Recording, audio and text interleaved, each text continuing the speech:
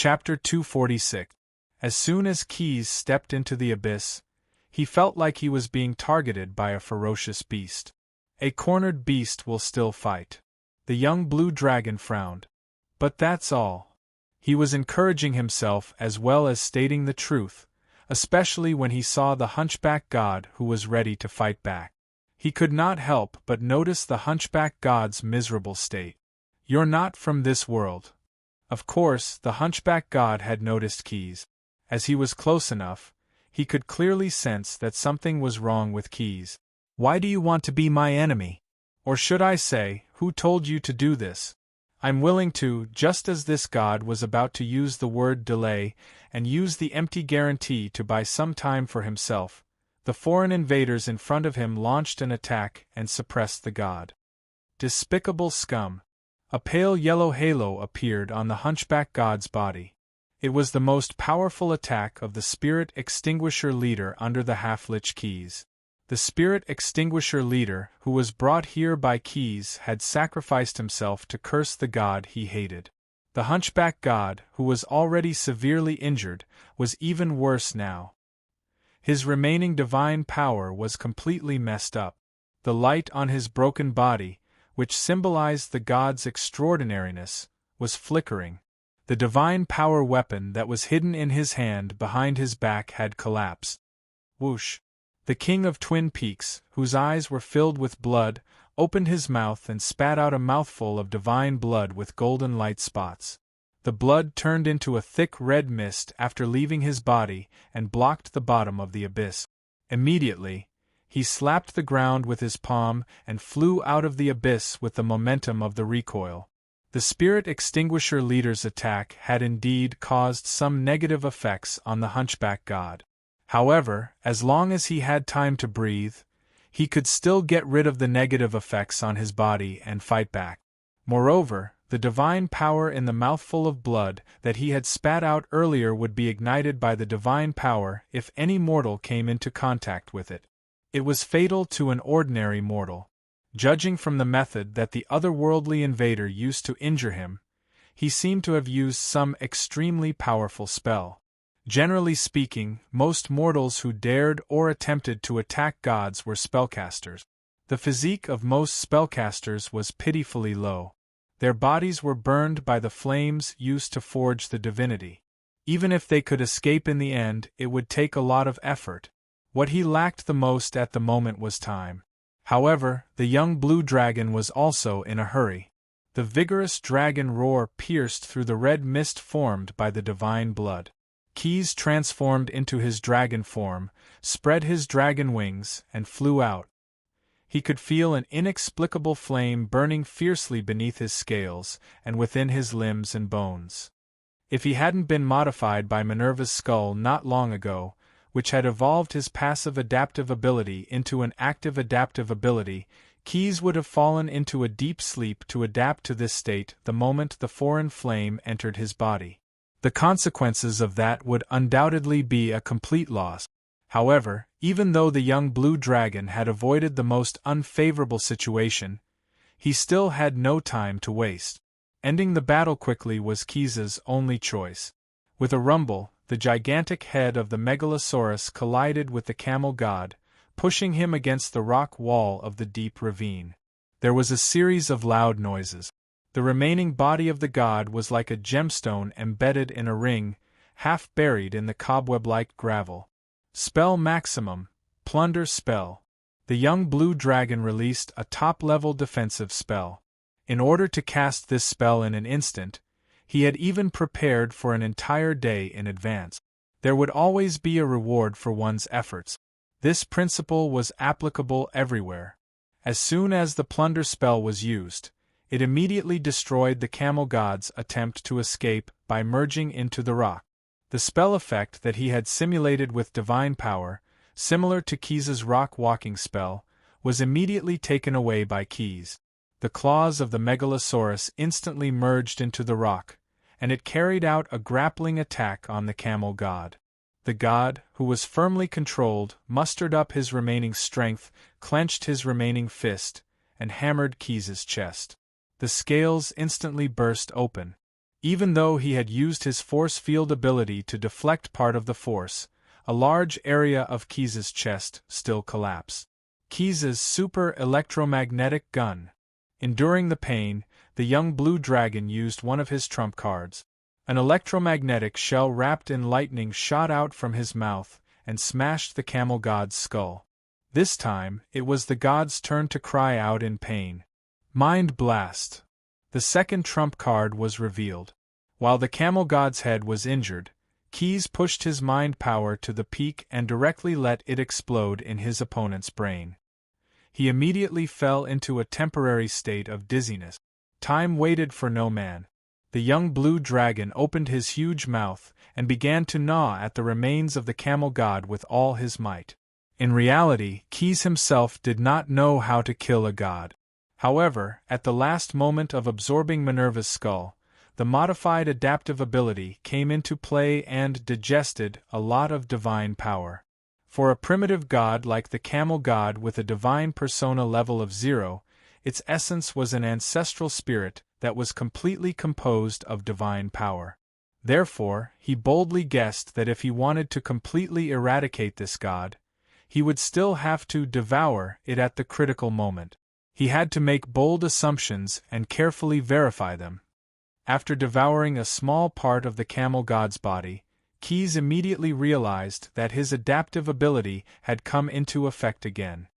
His body underwent a positive evolution, and the divine power became the energy that sustained the evolution. With the adaptive ability, the divine power seemed to have become a perfect tonic. Whether it was his body or his soul, the young blue dragon was continuously nourished. In terms of his body, his smashed chest healed rapidly, and his bones and muscles began to regenerate at an accelerated rate. In terms of the soul, when a god faced a mortal, it was natural for the latter to feel extremely pressured. Keys had only dared to attack the camel god by forcing himself to focus. However, as the camel god devoured the divine power, the suppression brought about by the difference in status was significantly reduced. As the divine power in his body decreased, the camel god gradually fell into a weaker state. As the camel god grew weaker, not only was he unable to fight back, but his ability to think had also deteriorated. Roar! Keys's eyes were burning with flames as he swallowed the last piece of the god's flesh into his stomach. A large amount of information suddenly appeared in the young blue dragon's mind, all sorts of secrets about the camel empire in the island world, the camel god's past, and the secrets of the god's authority that the camel god had comprehended. All of these surfaced on the surface of the sulcus in his cerebral cortex. In a sense, this could be considered the camel god's final counterattack. If Keys forgot himself while he was receiving the massive amount of information, then the information would create a new camel god. However, at the last moment when the young blue dragon's brain was about to shut down, he suddenly had an epiphany. His psychic ability was fully activated, and he created the first spirit crystal servant that he had made himself. At the same time, all the statues, totems, and other idolatrous items related to the camel god in the island world shattered at once. Chapter 247. A tower castle called the Dragon's Nest Outpost rose from the ground and was hidden in the newly emerged hills in the center of the large oasis. It was surrounded by a tall wall, and the houses in the wall were simple but functional. Now, the mountain where the Twin Peaks Temple was located was dead silent, and the mountain was devastated. Since the fall of the camel god, vines and weeds had grown wildly due to the nourishment of his divine blood, and the once lush old trees had not regained their vitality. From afar, the withered and bleak hills were like withered skeletons, making people shudder. But what frightened the camel people the most was the army of the dragon clan that occupied this place. Originally, most of the elemental shamans, priests, and their emperor in the Camel Empire were all wiped out by the god's cane that fell from the sky, leaving only a few Twin Peaks nobles who survived. Due to the lack of organization and management, these scattered resistance forces were no match for the Dragon Clan warriors who were armed to the teeth. In just half a month, the entire camel empire was declared to have fallen. In order to make up for the lack of military strength, the desert kobold tribe used a secret method to forcibly ripen a batch of hatchlings that had just hatched from eggs at the cost of a small part of their life force to fill the ranks of the army that conquered the island world. Every time they came to Jamek, they would conquer one. Every time they passed by a farm, they would occupy a farm. They were invincible and invincible. But with a large number of camel people surrendering, how to settle them became another problem. If these places were still managed by the surrendered Twin Peaks nobles, or if they were allowed to remain in a disorderly state, there would undoubtedly be security risks, which would affect the scales of Eternal Order, Chamber of Commerce's ability to seize profits. If they adopted the strategy of exterminating the camel people and using the dragon clan of the Ash World to colonize this place, it might arouse the hostility of the Polar Bear People Federation, which would cause unnecessary friction in the short term. Secondly, even with the secret method of ripening, it would be difficult for the population of the Dragon Clan to reach the size of the original Camel Empire, which would also affect the business of the Scales of Eternal Order. After repeated deliberations, Keyes decided to introduce a large number of floating raft people to land and live there to reduce the proportion of the camel people in this area. At the same time, he also established the Dragon Nest sentry post system to include the entire camel people empire.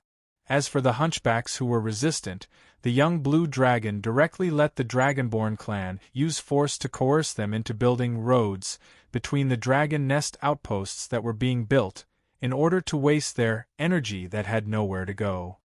For several months, all the camel people were cut off from dancing, feasting, laughing, and other activities. In addition to eating, drinking, going to the toilet, and completing their daily work, they also needed to drive the broken-hoofed ox carts filled with cyan stones to deliver the materials to their compatriots who were serving the corvée. The ones in charge of supervising them were mainly the desert kobolds and the battle lizardmen. If there were not enough manpower or the place where the road was paved was too remote, some young blue dragon subordinates to Keyes would take over the supervision duties of the Dragon Clan warriors. The two brothers, Short-Tail Melis and Iron-Tail Gorgias, and their common partner, Anitos, were all part of these senior supervisors, and they had a scheduled tour of work almost every day. Flying and patrolling, checking the progress of the project, quality inspection, a series of processes were quite cumbersome. For the young Megalosaurus who had yet to settle down, this work was really boring, but they were willing to do it. Many young blue dragons who couldn't keep their work schedules full were even a little envious of these three blue dragons. This was because whenever they didn't have work to do, they would be asked by Kusla to volunteer to donate blood, literally, their blood. The collection of dragon blood had a lot to do with one of Keyes' plans. With the disappearance of the Hunchback Empire, the binary class system of double peak and single peak was no longer stable. Although there was now a strong suppression by the Dragon Clan, and many hunchbacks had yet to realize this, but with the passage of time, the instability of the social structure would certainly breed chaos, and in turn affect the long-term stability of the place. As a ruler and a pentashade Megalosaurus who was on the side of order, Keyes naturally needed to formulate a new system of order, and this system must be firmly in his own hands. Therefore, he wanted to create a half-dragon, or a half-dragon camel, on the island world. Indeed, in the multiverse, creatures with mixed dragon blood were not rare. In most cases, they were hybrids born of the Megalosaurus and other creatures. However, Keyes did not have such plans, and to be honest, he was still a child by the standards of the Megalosaurus. Fortunately, this was a world where magic flourished, and creating a half-dragon camel could be done with magic. However, in the first experiment, the young blue dragon discovered that there seemed to be some problems with using his own blood to modify the dragon bloodline. Firstly, after devouring the camel god, he had evolved the ability to regenerate rapidly. The process of bleeding himself could not even compare to the speed of the wound healing, and each time he bled, he would have to inflict a deep self-harm. Secondly, even if Keyes steeled himself to continuously extract blood from himself, his blood seemed to have something special. Perhaps it had something to do with the ability to adapt. After it was poured into the bodies of other creatures, the experimental subjects would turn into a pool of bloody tofu and die in extreme pain. Therefore, he would force his brethren in the lair to voluntarily donate blood, to contribute to his research on the dragon bloodline modification spell. Of course, some of his younger brethren were slightly dissatisfied with this, but they also knew that the power of the fist was the truth. Besides, Keyes did not collect much blood from them, at least in terms of the size of the target, it was true. The key step of modifying the dragon bloodline of the half-dragon camel was to soak the camel in a high concentration of dragon blood reagent. With the size of the camel, even if it was just to modify a half-dragon camel, the amount of blood required was probably enough to make a young blue dragon go into shock. Most of the dragon blood used to modify the half-dragon camel was the spoils of war that Keyes seized after killing the ancient brown dragon that took over the nest. The amount of blood contributed by the young blue dragon was only about 1/3 of the total amount of dragon blood reagent needed. This was mainly for the sake of controlling the half-dragon camel. As a half-dragon creature, they maintained a natural reverence for the source of their inherited bloodline. As long as Keyes could command the blue dragon, the half-dragon camel would be in the palm of his hand. When everything was ready, the first camel to be modified by the half-dragon camel was the former warlord of the camel people, Gearsan. Similar to becoming the first elemental shaman of the camel people, he became the first half-dragon camel of the camel people. As the saying goes, a wise man submits to circumstances. After the fall of the camel god, Gearsan, as the priest of the camel god, quickly accepted this fact. Not only did he not try to resist, but he actively lobbied the original double-peak nobles in the Camel Empire to accept the rule of the young blue dragon. This really surprised Keyes, and he even specifically asked him about it. Your actions now are completely different from your previous insistence on fighting the demonic fish. At that time, the shaman master had just recovered from his injuries. After the fall of the camel god, the spirit's extinguishers also gave up suppressing him. He stayed obediently on the island where the floating raft people living in a seaside cabin specially arranged for him. In the cabin, there was only a small bed with neat bedding. A small table was placed beside the bed, and an old oil lamp on the table was the only light source there. After listening respectfully to Keyes's question, Gearsan nodded. His dark brown eyes sparkled with a determination that could almost be described as fanatical. For the welfare of the camel people, he said word by word as he stared into the eyes of the young blue dragon. That's the whole meaning of my life. It has never changed, but the form has changed. I can only adapt to the new form. Needless to say, Gearsan understood what this conversation meant. Keyes wanted to recruit him and use his prestige among the camel people to establish a new ruling system. If the camel god had not fallen, and the camel empire had not collapsed, even if the camel emperor was hostile to him and wanted to kill him, Gearsan would still choose to support Caesar, whom all the Twin Peak nobles had sworn allegiance to, and fight against the invaders from the other planes. But now, even Caesar's body was gone, and his descendants' inheritance was cut off. Between the so-called ruling system of the Double Peak nobles and life and death of all the camel people, Gearsan would undoubtedly choose the latter. Instead of letting the young blue dragon support other puppets, or simply launch genocide, he would rather bear the infamy himself to save more camel people to live and recuperate in this world. His words were concise and to the point, but they were very real, so real that Quest believed him. Of course, what really dispelled Keyes's doubts was the lie detection spell cast before the conversation, proving that Gearsan was indeed telling the truth. But even so, as a 5-color evil dragon, Keyes would not easily trust a smart person. He still had a trick up his sleeve in the end. Didn't he claim to be for the welfare of the camel people? Then he simply transformed him into a half-dragon camel. He used the dragon bloodline transformation spell to put a shackle on Girsan. On the day of the completion of the highway system connecting the various dragon nest posts, all the Double Peak nobles who actively or passively surrendered, as well as some of the newly rising leaders among the Single Peak camel people, were ordered to come to the large oasis of the Camel Empire to participate in the groundbreaking ceremony. And at this ceremony, in order to commend Girsan's achievements, Keyes deliberately gave him the dragon blood transformation reward in front of them. The old camel elemental shaman took off his clothes and stepped into a large cauldron carved out of a whole crystal. Then he was submerged in the dragon blood potion carried by the desert kobold. After falling into the cauldron, the dragon blood potion quickly solidified into a blood cocoon, tightly wrapping Girsan in it. After about a third of an hourglass, the blood cocoon suddenly burst, and the first half-dragon camel appeared in the island world. Under his skin, light brown scales were faintly discernible, and the muscles all over his body were bulging. He did not look old at all. A pair of megalosaurus-like membrane wings stretched out from his back. With a little wave, the whole person rose from the ground and hung in the air.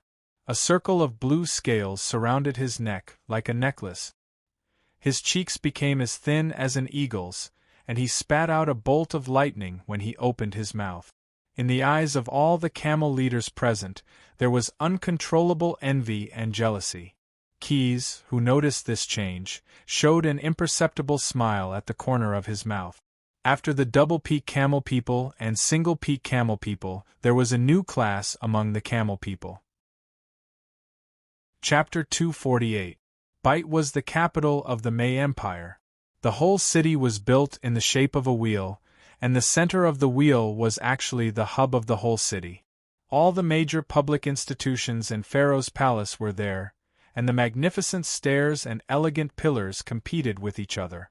From the small circle in the center, there were wide roads paved with carefully trimmed stones, extending in all directions, and on both sides were tall trees full of green all year round. These roads led to the 7 gates of the city wall and the harbor in the north. It was the Opat festival, and the celebration was in full swing.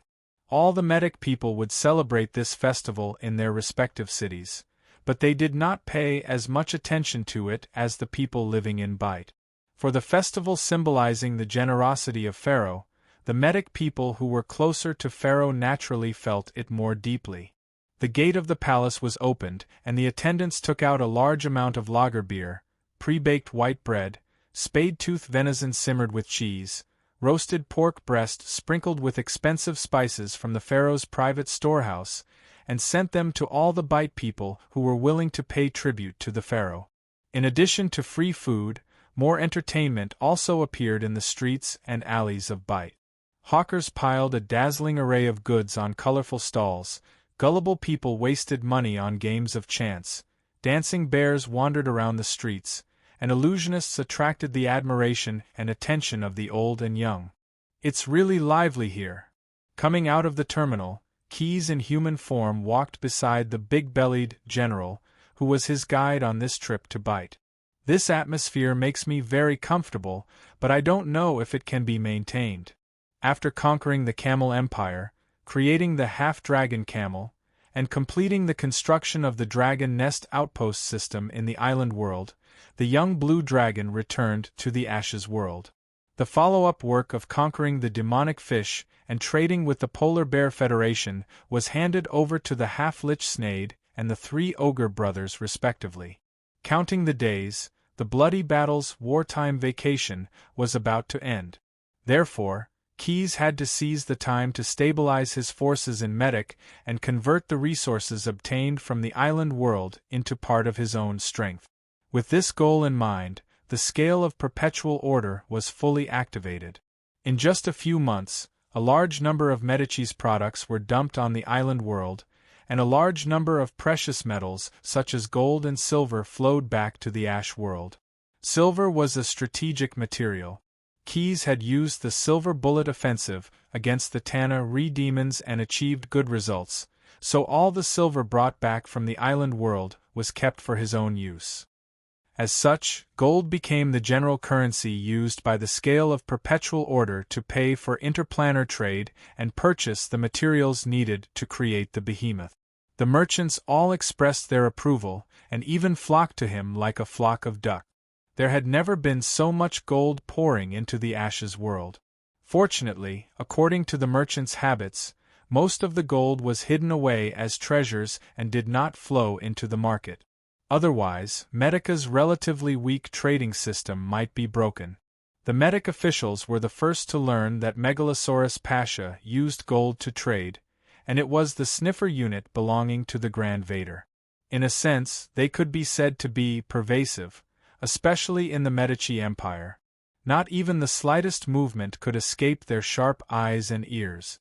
However, although the sniffer unit knew that Megalosaurus Pasha had a lot of gold, and even the flow of the gold was clearly investigated by them, the source was still different. In order to monopolize the interests of the island world, Keyes only used the power of the dragon's lair when conquering and occupying it, and did not use a single soldier under the title of Pasha. Regarding the truth of this secret, the merchants who had dealt with the scale of perpetual order had two guesses. One was that Megalosaurus Pasha used the wealth accumulated by the dragon's lair from ancient times, and the other was that Keyes might have found a gold mine. Some of the more quick-witted ones even took out some gold to seek out divination spells, hoping to find out more about it. However, Keyes had long been prepared. He had smelted the original camel gold coins in the island world and turned them into small gold bricks to pay the merchants of Medic. Without the original shape of the gold coins, any divination about the origin of the gold bricks would not be effective. At most, it could be found that when Megalosaurus smelted the gold, in order to increase its hardness, it had infiltrated a small amount of brass into it. Gold mixed with brass was still a hard currency and had an extremely high value. In fact, most of the merchants' curiosity stopped there. After all, they did not need to take the risk of angering Megalosaurus Pasha just to satisfy their own curiosity. However, some people, no one knew whether it was intentional or not, but the Obsidian Council in Bite City learned that the noble mages of Medic had a completely different idea from the merchants. Gold was one of the universal equivalents between planes, and its importance to mages was self-evident. Gold had always been extremely scarce in the Ash world, and the gold mines of Medic that had been discovered had been exhausted hundreds of years ago. All the documents that had been kept in secret showed that there was no gold mine in the dragon's lair. Moreover, there was no precedent of gold being stored in the ancient books about the Blue Dragon clan. Then, for Quest to be able to use gold as payment, he must have found a gold mine in the Pasha territory of the Medici Empire that he had recently taken control of. It must have been a gold mine that had not yet been discovered by anyone. It must be so, the stubborn Obsidian Council firmly believed. Wealth moved people's hearts, and a gold mine that had not been mined was a fortune that no one could ignore. It should not belong to a Megalosaurus and a Pasha. Only Pharaoh of Medic, and perhaps the noble spellcasters who came from famous families, deserved such wealth. Of course, the previous few tests of the Megalosaurus Pasha and the bitter consequences they had to swallow were enough for the Obsidian Council to recognize Keyes' strength and means. Therefore, they chose to attack from other angles, better and safer to destroy Keyes' advantage. Pharaoh's authority was a good way to cut in. As a Pasha of Medic, they had to spend the week after Opat every year in Bite. They needed to come here to report to Pharaoh and pay the taxes of the territory under their jurisdiction. Originally, due to the invasion of the Wusong Empire, the cities under Keyes' rule such as Nome and Spat would have a 2-year tax reduction. However, because of the recent business scale of the Scale of Perpetual Order, not only was this discount cancelled, but the tax quota was also increased by 20%. Therefore, the young Blue Dragon had to follow tradition and come to Bite to complain to Pharaoh about his difficulties. As soon as he stepped off the floating airship made of Leviathan's derivative, The big-bellied general of Medak, who was familiar with him, came to greet him. That was why he said those words. After hearing this, the big-bellied general could not help but wipe the sweat dripping from his forehead. He waved his hand to let the guards stand a little further away, looked around and said, "Pasha, please pardon me. Your Excellency Pasha, please understand me. I am only here to receive you under the Pharaoh's orders. This doesn't mean that I'm in cahoots with those people. In fact, I don't think their plan will succeed. After all," he chose his words carefully, "all along, Lord Grand Vader has been your loyal ally." Chapter 249. The so-called loyalty was just a disguise to gain an advantage against a common enemy. The so-called allies, in most cases, were just to avoid being attacked from the front and the back. Keyes saw the loyal allies very clearly, so he didn't take it seriously.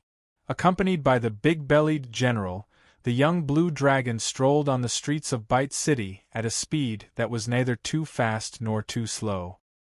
He walked towards the residence specially built for the Pasha who came to visit Pharaoh.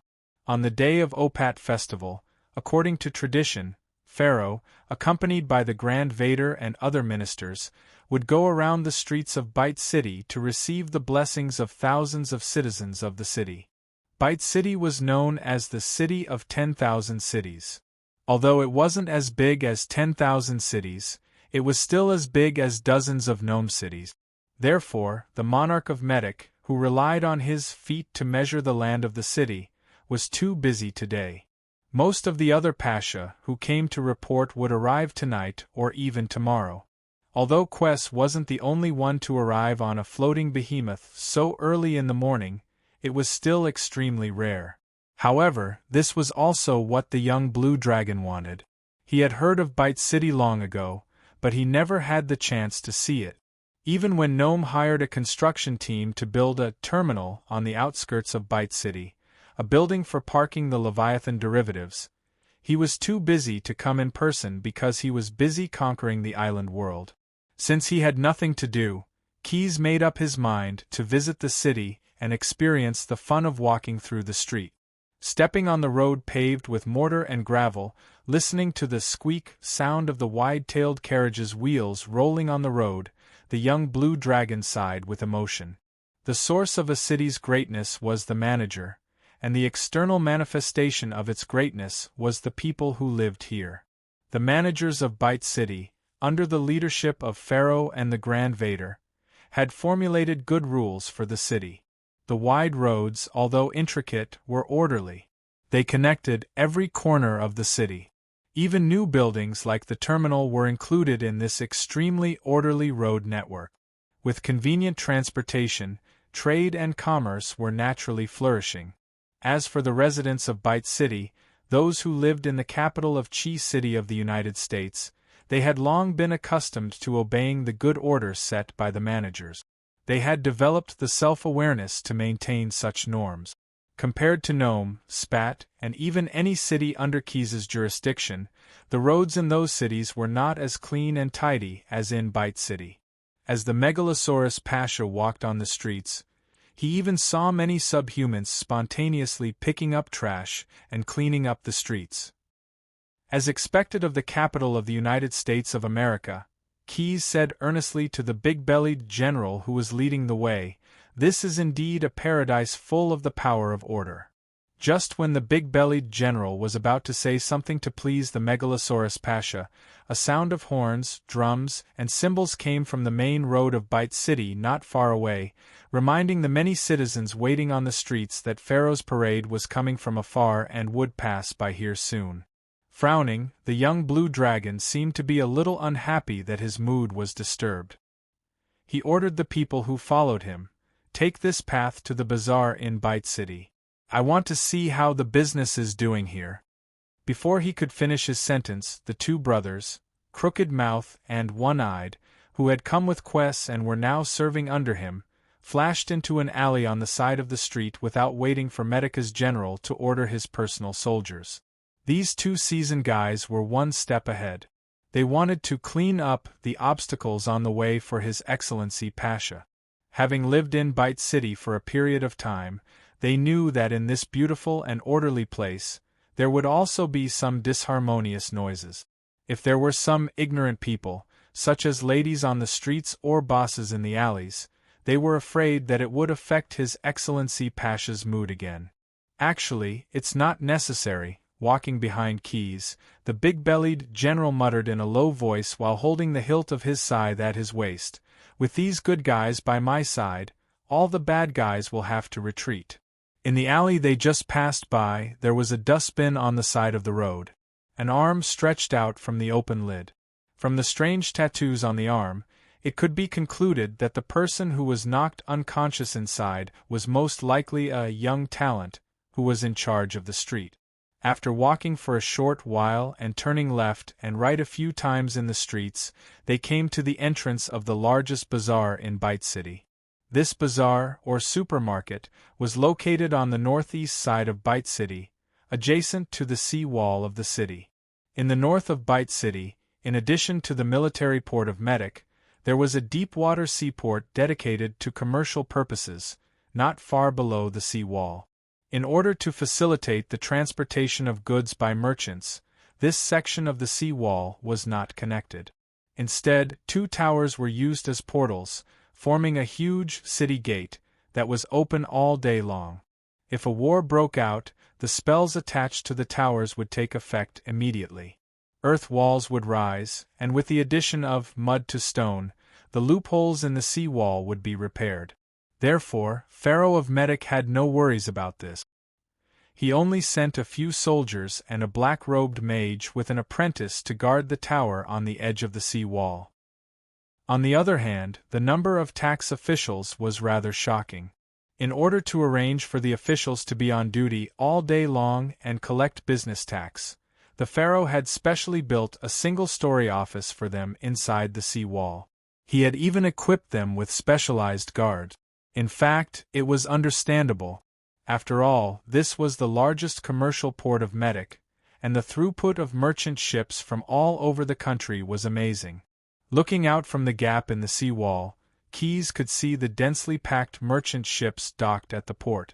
Although he had established the scale of perpetual order that connected all the major cities of Medic with the derivative of the Leviathan as an air transport vehicle, the young Blue Dragon still could not underestimate the ships that carried at least 2,000 barrels per ship, the sea trade they represented, and the commercial giants in charge of this trade.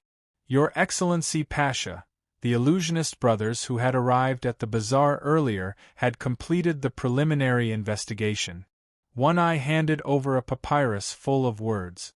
This is the purchasing and sales guide of the day, compiled and printed by the managers of the bazaar and the specialized personnel of the tax officers. It recorded yesterday's sales of goods and made some recommendations for the merchants' activities today. Crooked Mouth, who was next to One Eye, added to his brother's report. This piece of paper is worth 1 silver cate, plus 15 copper debentures. And the daily printing is limited to 600 copies. Usually, it would have been sold out by this time. But today is Opat Day, so we printed twice the number. That's why we could buy such a piece of paper. Keys nodded, expressing his recognition of the two's work attitude and ability. He took the high-priced purchasing and sales guide and read the content on it. He felt that it was indeed worth the money. In terms of classification, the purchasing and sales guide was very detailed. The hot-selling goods listed in the guide almost included goods from Medic and even all over the Ashes world. For example, the Fanatic armor produced in Gnome City, the wine brewed in Sparut City, and the Pink Lake salt produced by Taco were all listed. Different from the investigation done by ordinary merchants, the tax department of Bite City had participated in the compilation of the Purchasing and Sales Guide. No one knew better than them the specific number of goods unloaded from the port every day. In addition, the manager of the Grand Bazaar submitted a list of the sales volume of various goods every day. They could make a very reasonable judgment about the price adjustment of goods. For both the seller and the buyer, these records were undoubtedly very important information. They hid secrets that could increase wealth and reduce risk. Checking the last line one by one, Keyes was a little surprised by a message on the purchasing and sales guide. Recently, fossils and amber specimens have become hot commodities, the young blue dragon asked, but the reaction of the people around him was similar. Obviously, they did not know the whole story. They were even shipped from all over the Ashes world. Because someone in Bite City bought them all together, the price of those things has, increased by 20%? When the superior asked, the subordinate had to agree. In order to answer the question of Megalosaurus Pasha, General Big Belly directly sent his guards to find the manager of the Grand Bazaar and bring him back. By the eternal blaze, good day to you, my lords. As soon as the manager of the Grand Bazaar saw Keyes and the others, he bowed and greeted them. The manager of the Grand Bazaar was an official of the Medici Empire, but in fact, he had never received even a copper debenture from Pharaoh. He just relied on this power to make a living for himself. His income consisted of two sources.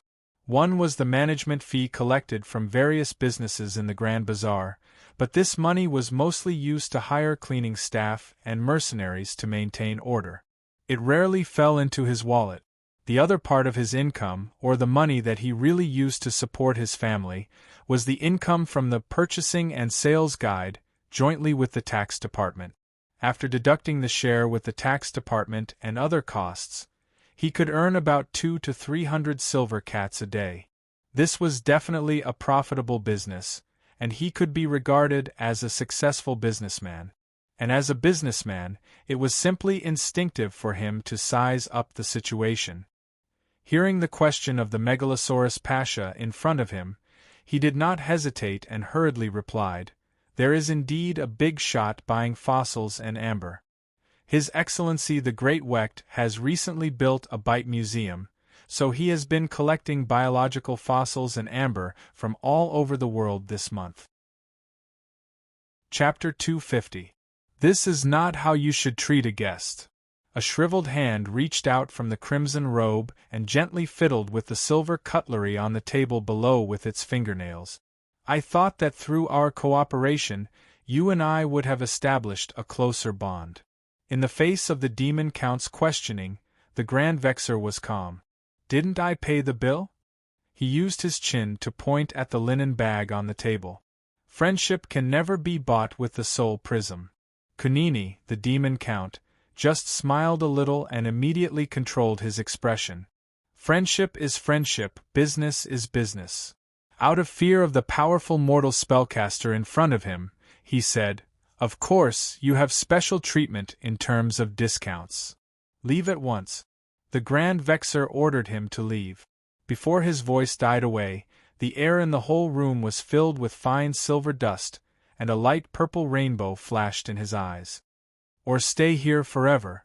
A thick smoke with a sulphurous smell rose. Kunini did not say anything else and directly activated the advanced teleportation spell and left. The Demon Count was very clear and appreciated the wisdom and rationality of the Grand Vexer. He did not want to and could not make any written or oral contract with him. Because the previous generations of Alan were equivalent to the reincarnation of Shurik, their real souls were actually still confined to the North Tower. Or rather, their souls were protected by the soul-binding tower, and even a powerful demon count like him could not do anything about it. But what did that matter? As long as he still needed the special resources of the 9 prisons of Bader, as long as he still had a deeper hostility toward the demon order that appeared in the Ashen world, then he had to make use of each other and seek common ground while reserving differences with the Demon Count. After sorting out his thoughts, the powerful demon known for his prudence once again showed a harmless smile on his face. In fact, he did not want to waste any more time in the Grand Vexer's museum. He had other meetings to arrange today, and the Grand Vexer's order to leave was in his favor. But there is no need to tell him this, Kunini thought to himself. No matter how powerful he is just a mortal. The person he was going to visit next was not a mortal. And from a certain point of view, the other party was on the same side as him. It's just that their standpoints are different, and their relationship isn't harmonious. At night, Bite City was still boisterous, but not as noisy as it was during the daytime. Some of the older citizens, or those who were too young, returned to their homes, leaving only the young people who loved the carnival atmosphere of Opat Festival reluctantly on the street. First, I have to find my own position, Kunini thought calmly as he walked through the dark alleys.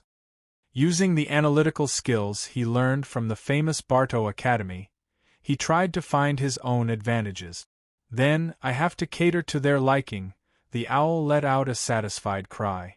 It had just gotten lucky and caught a large rat in the city who had eaten a lot during the Opat festival.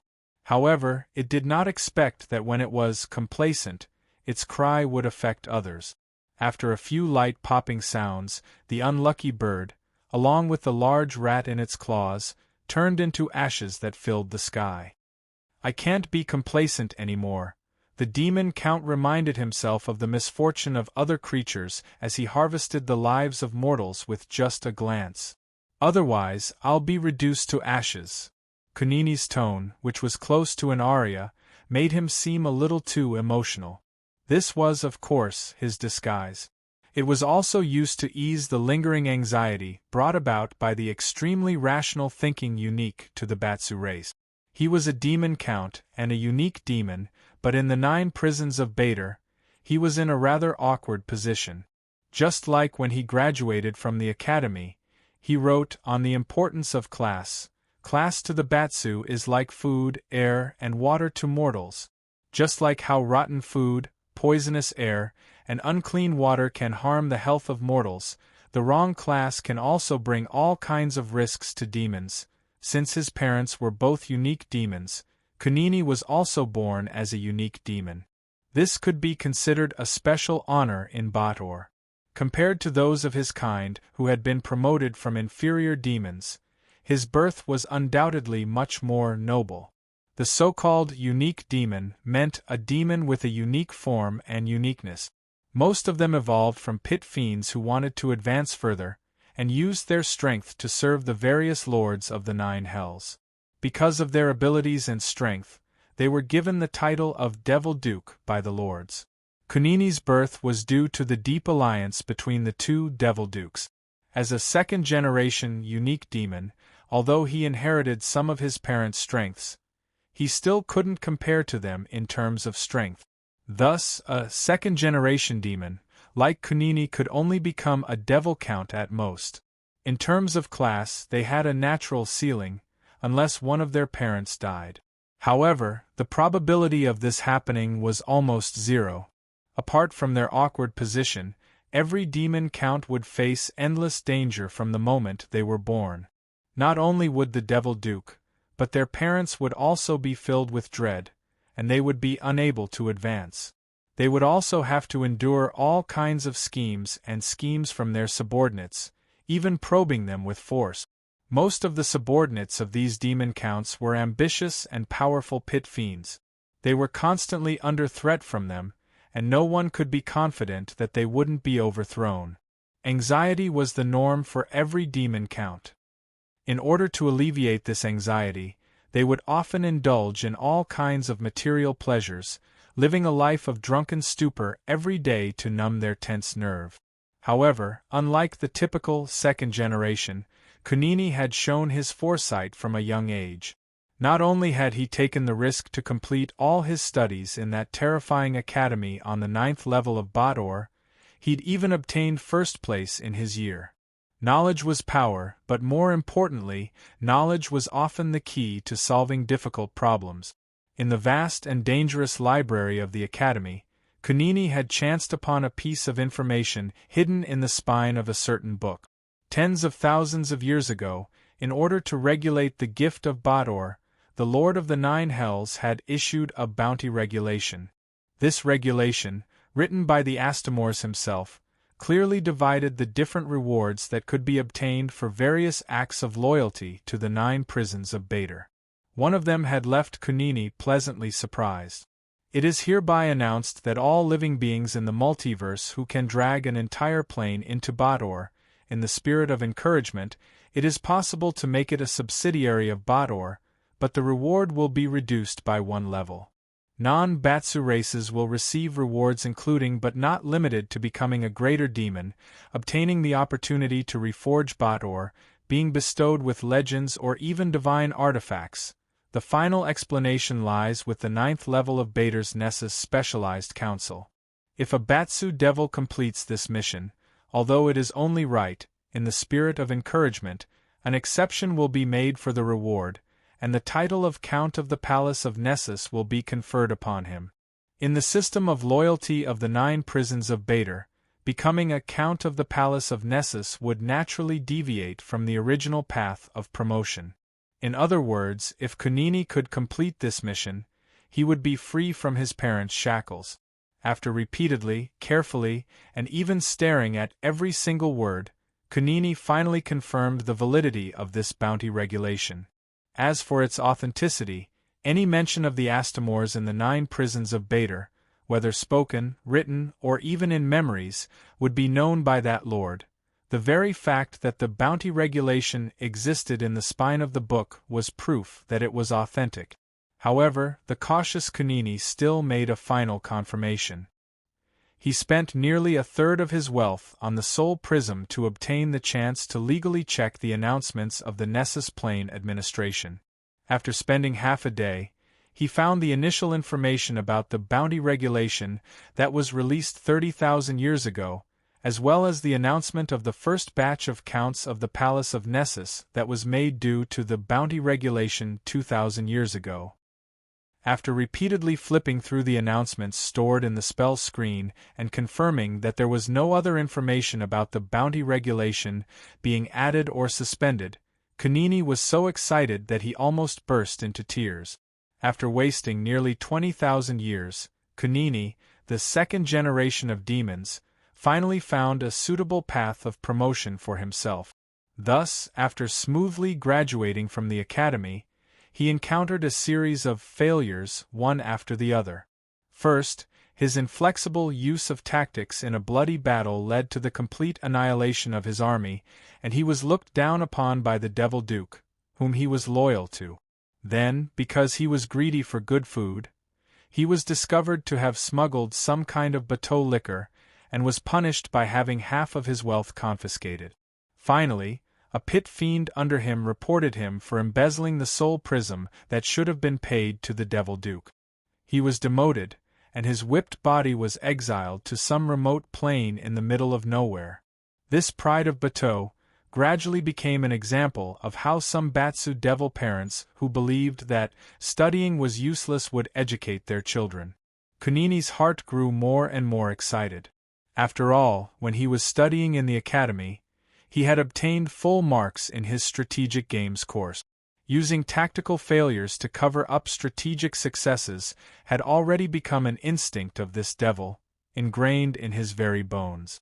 In order to reduce the amount of attention he received, when he first arrived in the Ashes Plain, Kunini once again directed and acted out a good play. He established an outpost of bateau in the Ashes Plain, and then reverted to his old ways.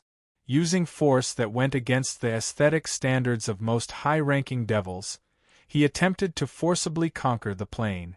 In the end, it naturally ended in failure, and he had no choice but to go into hibernation.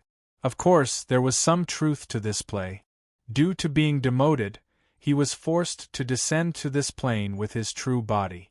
If he was killed, he would truly die. When he faced the previous Grand Vexual, he had indeed suffered heavy injuries. He could only disguise himself as an ordinary mortal and blend into the aristocratic system of medic, slowly recuperating.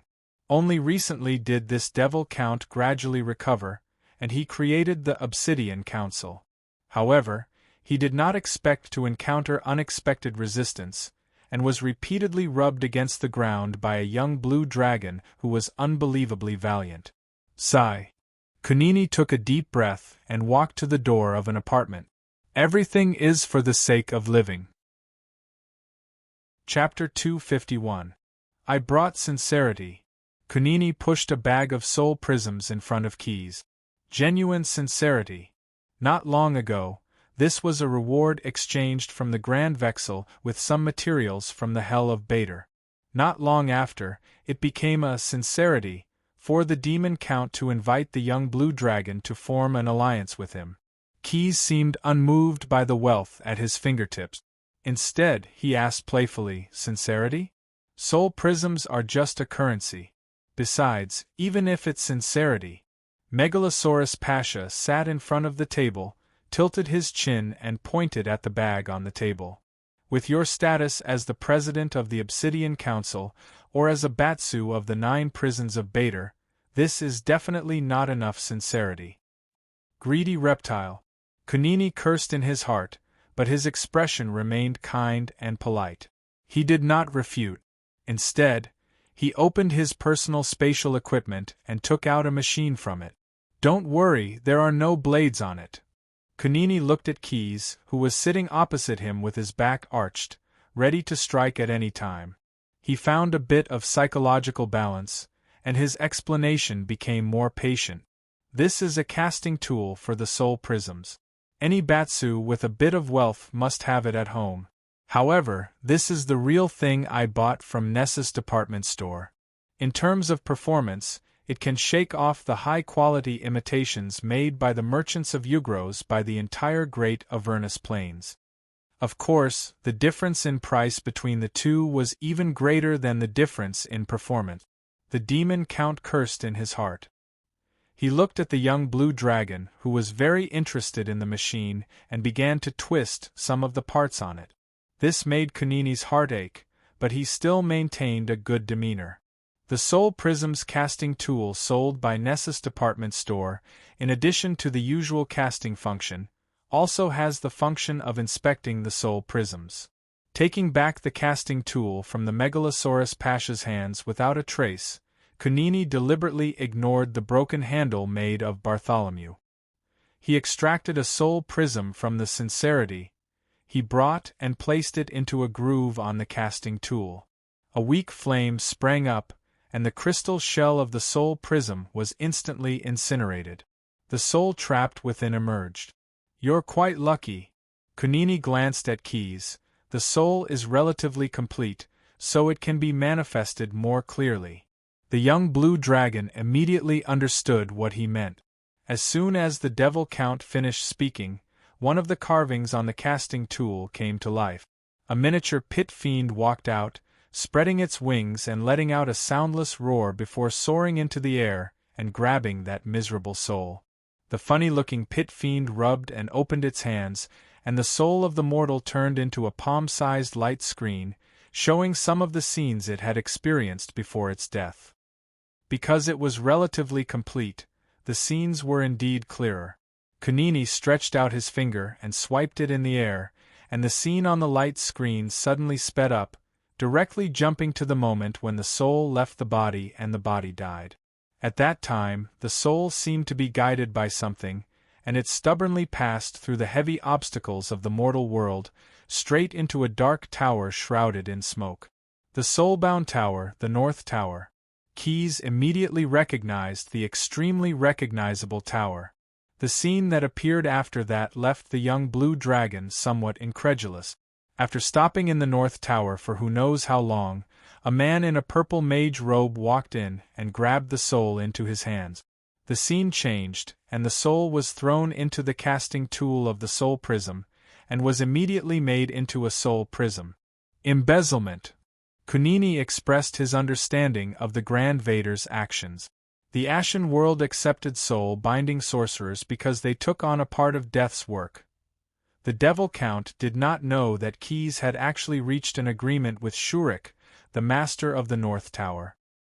He knew some inside information about the soul-bound tower, and also knew the attitude of soul-binding sorcerers towards the demons of the lower realms who were keen on collecting souls. But it was precisely because of this that Keys felt somewhat puzzled. What was the reason for the Grand Vader to make a deal with the devil? If he wanted to obtain something from the devil, why didn't he just directly kill the devil and plunder it? He had to admit that the devil in front of him was very powerful. After devouring the power of the camel serpent, which wielded part of the authority of war, the young blue dragon could benefit from his ability to actively adapt. In his eyes, Kunini's strength was even greater than his when he had just returned from the blood war. But even so, Kunini should not be a match for the Grand Vader. In fact, it was precisely because he was afraid of this human spellcaster that Keyes had reached a reconciliation agreement with him, or rather, with Shurik's reincarnation. And this time, he dared to come to Bite City alone to complain to Pharaoh because he had gained something in the island world. Otherwise, with Keyes's cautious nature, he would never have arranged this trip. What I actually want to say is, seeing that Keyes was deep in thought, Kunini immediately sensed something. He did not want this possible ally to think too much and have many misgivings, so he stopped his lengthy narration and summarized his thoughts in concise words. Your Excellency and I can join hands and share a large part of this wealth. Unlike the current me, who can only earn some pitiful and undignified money. He used an impeccable motive, the devil's greed for souls, to conceal his true purpose, to fight against the Grand Vader and wipe out the obstacles that dragged the Ashen world into Batoor. Unless it was a student of Batsu who had experienced the baptism of that terrifying academy like him, most people would not be able to detect the trickery in this. In order to make his reasoning more convincing, Kunini released an important piece of news. We have to hurry. Traces of those scum from the bottomless abyss have appeared in this world. You must have some memories of the ambush you encountered in Spat City, as well as the Rakshasa that was killed by the Tiefling traders. Kunini threw out the demon threat theory, and explained in a self-evident way why the Obsidian Council was so against the Megalosaurus Pasha. This undoubtedly added some authenticity to Kunini's word. So Keyes did not believe what he said at all. However, the young blue dragon did not show any objection. Instead, he took the sincerity that was placed on the table and the machine that forged the sincerity into his arms. I've sensed the signs of sincerity. I just need to think about it for now. With that, Keyes gestured for his guest to leave. He did not say that he wanted to ask for the valuable soul prism forge back. Kunini maintained a kind smile and walked out of the apartment where the Megalosaurus Pasha stayed. Keyes said, more sincerity might shorten the time I need to think. It's worth a try. Kunini was speechless. Chapter 252. In a board's dream, the desert elf mercenary captain, who was on the verge of collapse, desperately wanted to move forward. He noticed the towering mountains and deep ravines around him, but they looked so unfamiliar. Taking a step forward, Abord wanted to figure out where he was. As he moved forward, an extremely uncomfortable creaking sound could be heard. Abord lowered his head and found that he was already wrapped in metal armor. No matter where he looked, he could only see brownish-red metal plate armor. And from time to time, a disgusting worm would poke out from the cracks of the plate armor. Whoosh! Taking a deep breath, the desert elf suddenly woke up from his sleep. Experiencing such nightmares had become a normal part of his life, but the scenes in his dreams would occasionally be different. Other than the horror brought by the worm armor, the nightmare that Abord experienced the most was actually the one that happened near the holy land of Washigu. It was accompanied by the smell of ton incense and the whistling of the machete. That time, he almost could not wake up again. Perhaps it was the prayer that he prayed to everything before his death that the next day, the decapitated Abord was dragged out of the sand pit where his body was buried. Weak mortals! The desert elf mercenary captain still remembered the first sentence he heard after he regained consciousness. Although he thought that he was brave and determined, he still could not help but cry at that time. My lord will bless you. This was the second sentence that the extremely beautiful but vicious seamstress said. Others took away your weapon, and my lord will give you a set of armor. You must know how to cherish the opportunity. Since then, Abord wore the worm armor that would often wake him up in his sleep. At first, he wanted to take off the armor out of fear. But later, he found that this armor, like the elven golden sword, could provide a powerful arm for the wielder. And compared to the golden sword, the armor could provide a stronger arm. This was the truth. How could the strange objects created by mortals be compared to the creation of the demon lord? It was no exaggeration to say that after wearing the worm armor, and eliminating the interference of the sound spell, if he encountered the desert elf Brock who had killed him once again, Abord could fight head-on without being at a disadvantage. What a pity! Every time he woke up from his sleep, Abord would fantasize for a while about becoming the master of the desert elves and killing his enemies, but in the end it would always turn into a helpless sigh. And the task that my lord gave me must be completed as soon as possible. Abord put his feet down from the hammock and walked out of the cabin that swayed slightly with the wave. Abord climbed up to the top deck. His shoes were a little tight, but this allowed his feet to feel the ground, which was good for maintaining his balance. Compared to the desert elves, the crew's attire. Very few crew members would wear shoes on the sea, and even when they were sailing, some of them did not even be wearing the slightest bit's clothes. A crew member on duty, carrying an empty bottle of wine, slid down from the crow's nest, where the lookout was at the top of the mast. His bare feet brushed against the mast as he slipped down in a few steps. He greeted another crew member who was taking over his shift at the bottom of the mast and was about to go into the cabin to find a place to take a nap. "Are we almost at the port of Bite?" Abord stopped the lookout who had just finished his shift. He took out a wine bag from his robe and handed it over. "My men and I are a little anxious from waiting here from Wusong." "Hey, what are you talking about?" The crew member opened his mouth and made an exaggerated expression, but he still took the wine from the desert elf. After all, this was the captain's big customer, and the other party's subordinates were all difficult to deal with. He did need to maintain some necessary respect. If it weren't for the Xyloc wind blowing from the south these 2 days, the Jackdaw would have arrived at the port of Bite. "But you don't have to worry. We should be able to arrive by noon today at the latest. The Xyloc wind has stopped, and we have good wind now." After thanking the crew member for his patient explanation, Abord whispered, "Good wind." In the language of the desert elves, good wind equated to smooth sailing. "I hope everything goes well."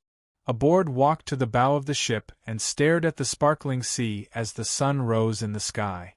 He wished himself well. "It's just a batch of fossils from Wusong. They're only here to sell them for profit. Ha ha." Laughing dryly, the desert elf seemed to feel that something was wrong. He tightened the scarf around his neck. He did not want to reveal the terrible wound around his neck that seemed to have been stitched up by a shoddy tailor. "Mr. President, I don't understand." Lilith leaned forward and placed his hands on the table. If someone looked closely, they would notice that there were a lot of skin near his palms. "Why do we have to ally with that guy? There's no reason." At a high price, the black-robed mage, who was hit by the steampunk half-lich's physical hypnosis spell, was turned into a semi-finished mummy in order to prevent him from escaping. Only then was he able to escape the custody of the Megalosaurus Pasha. Since then, Lilith had become the laughingstock of the Obsidian Council. Not only that, the aftereffects of being made into a semi-finished mummy, the intermittent drying and shedding of his skin, still continued to torment his body and mind.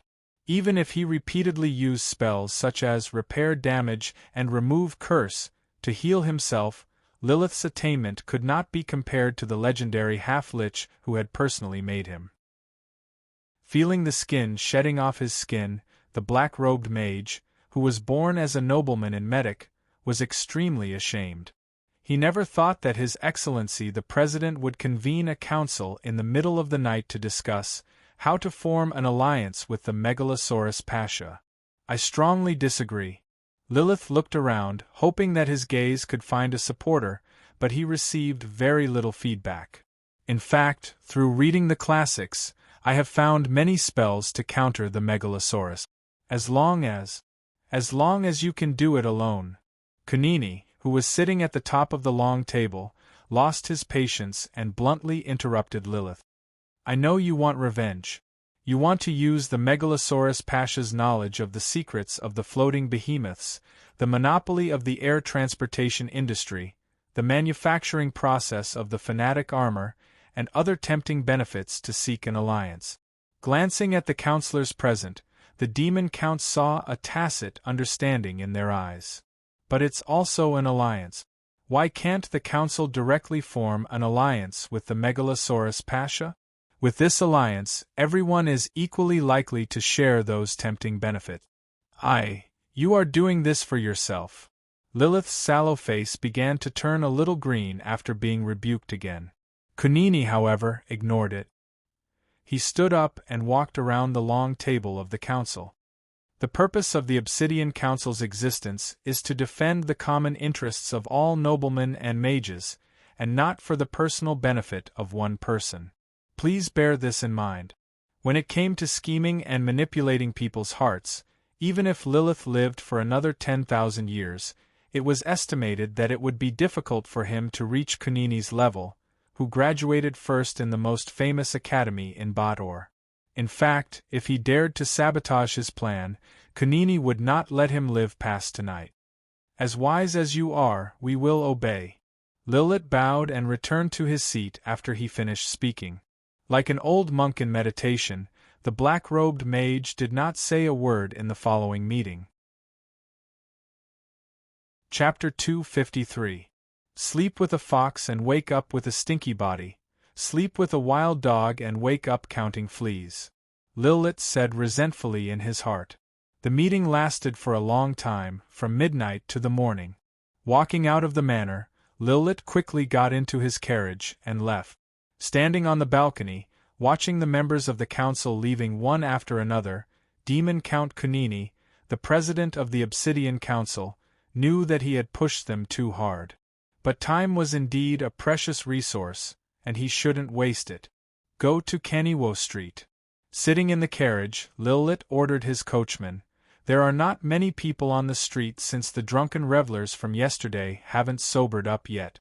I have to have some fun. The coachman, who was riding 2 six-legged horses, immediately understood. He turned the carriage around and drove to the southwest of Bite City. The horses' hooves hit the bluestone paved ground, making clattering sounds. The black-robed mage closed his eyes, as if he was taking a nap. The layout of Bite City was distributed in layers, mainly divided into 4 major regions: northeast, northwest, southeast, and southwest.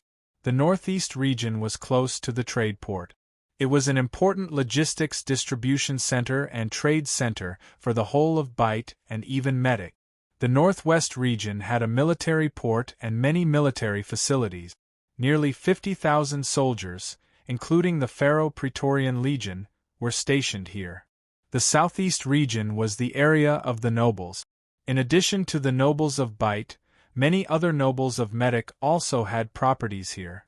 The streets of the southwest region were relatively narrow, but there were many houses. Except for rich businessmen who could buy houses in the southeast region, most of the citizens of Bite City lived here. Kaniwo Street was located at the border of the southwest region of Bite City, adjacent to the city's magnificent land wall. The street gathered all the restaurants of Medic, and many taverns were operating here. On Opat Festival, Kaniwo Street was very lively. Many foreign circuses, acrobatic troupes, fortune-tellers, and illusionist mages would choose to perform here after paying the entrance tax to earn rewards. Perhaps because of the festival and the alcohol, the citizens of Bite City would become very generous at this time of the year. In addition to copper debentures, some people would even take out silver cats to reward the performers they admired. The outsiders had set up tents in the streets, and many young Bite people wandered among them. Even some noble children, who rarely appeared in the southwest district in the past, would come here to relax and have fun during Opat Festival.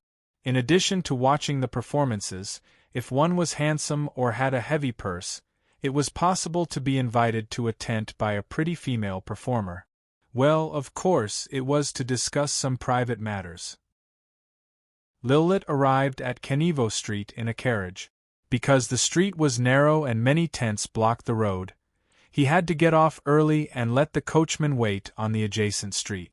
The arrival of the black-robed mage did not wake up the people who were still hungover or suffering from headaches. Although the sun was high in the sky, heavy and deep snoring could still be heard from the many tents set up on the street. The sweet smell of alcohol mixed with the faintly discernible smell of vomit mixed together and attacked Lilith's nasal cavity, forcing him to cover his mouth and nose with a handkerchief. The black-robed mage carefully avoided some of the drunkards that were lying on the ground. He slowly walked into the open-air camp that was made up of all kinds of tents. He only stopped when he reached a tent that looked like it belonged to a divination witch. What kind of tent was this? Every time Lilith saw it, the thought of burning it to the ground would arise in his mind. Any craftsman who made a tent would have nightmares at night when they saw the residence of a divination witch. This tent looked like it was made up of more than 24 pieces of cloth of different colors that were haphazardly sewn together. For a mage like Lilith, who could see through the surface and see the essence, he would discover that the different colors formed different patterns, and each pattern contained the power of magic. Even more than that, although he did not quite understand, every time the black-robed mage saw this tent, he would always feel a little confused. A rational spellcaster would never rashly enter such a tent that was similar to a wizard tower. Unfortunately, his hatred for his enemy was so deep that it had blinded his mind. After casting many protective spells on himself in an inconspicuous movement, Lilith lifted the curtain and stepped in. Although the sun caressed every inch of Kenevo Street, the tent was still densely covered in darkness. If it weren't for the ugly oil lamp hanging down from the ceiling, the black-robed mage probably wouldn't have been able to see anything more than 1 foot away from him.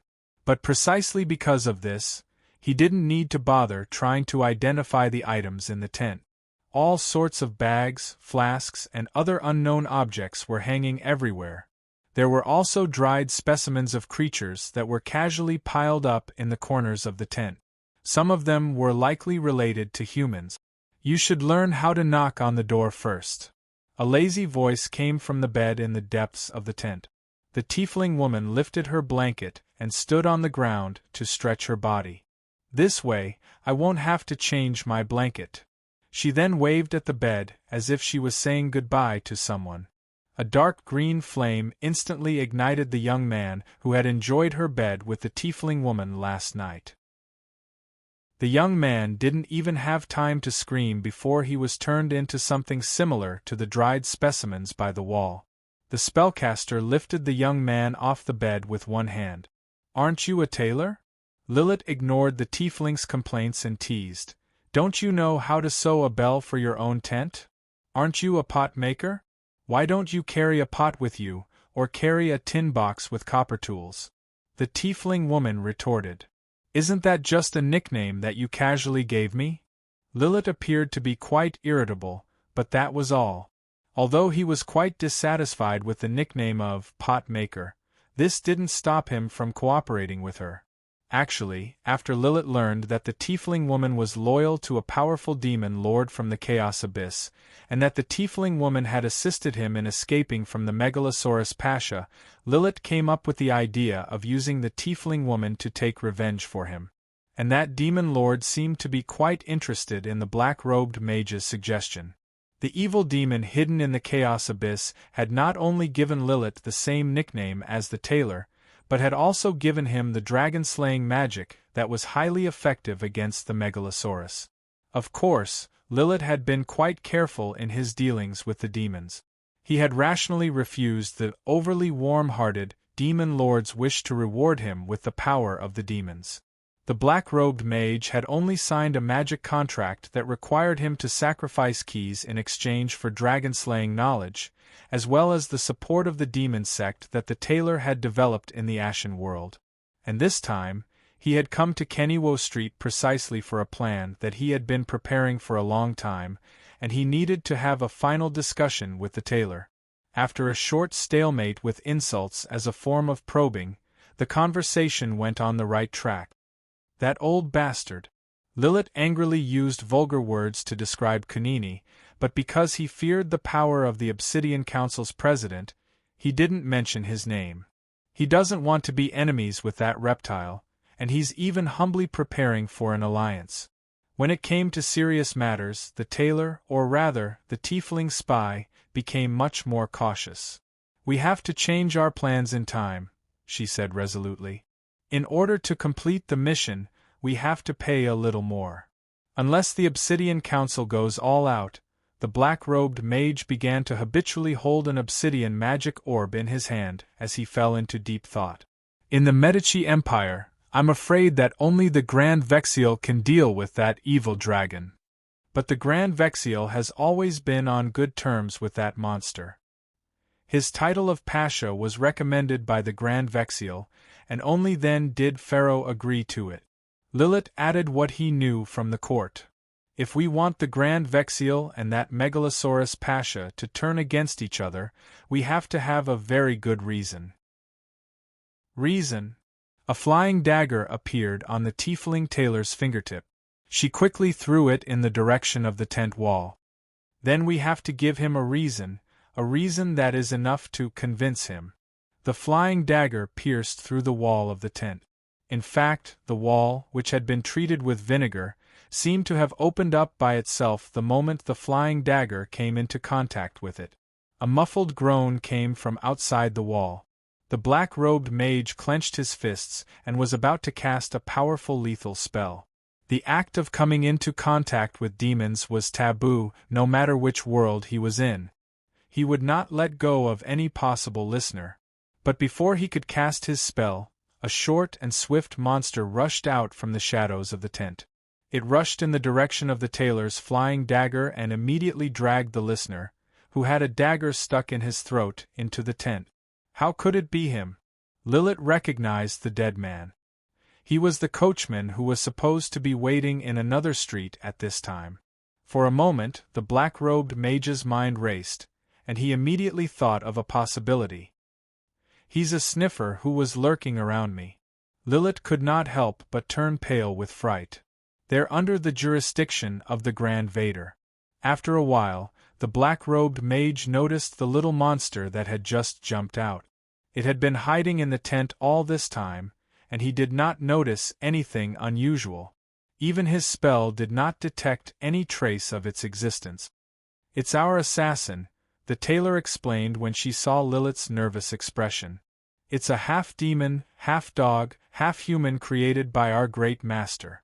It's proficient in stealth like the master of shadow thieves. When necessary, it can also make a fatal blow." Seeing that Lilith was not relieved and was even more afraid, the tiefling smiled sweetly. "It's not targeted at you. In fact, the only life that the assassin wants to take is Medicus's Pharaoh." The black-robed mage's expression suddenly changed. His face turned black like a blackened iron pot. Chapter 254. As it turned out, the sailors who were familiar with sailing were always very accurate in estimating the time of the journey. That morning, the desert elf aboard set foot on the land that he had been away from for a long time. Although there was still quite a distance between here and his real hometown. "Captain," a mercenary ran over, holding a papyrus with a large stamp in his hand. "All the goods have been checked by the black dwarfs. We have paid the taxes and can unload the goods and wait for the delivery." As he spoke, the mercenary winked at a board and deliberately emphasized the word, all.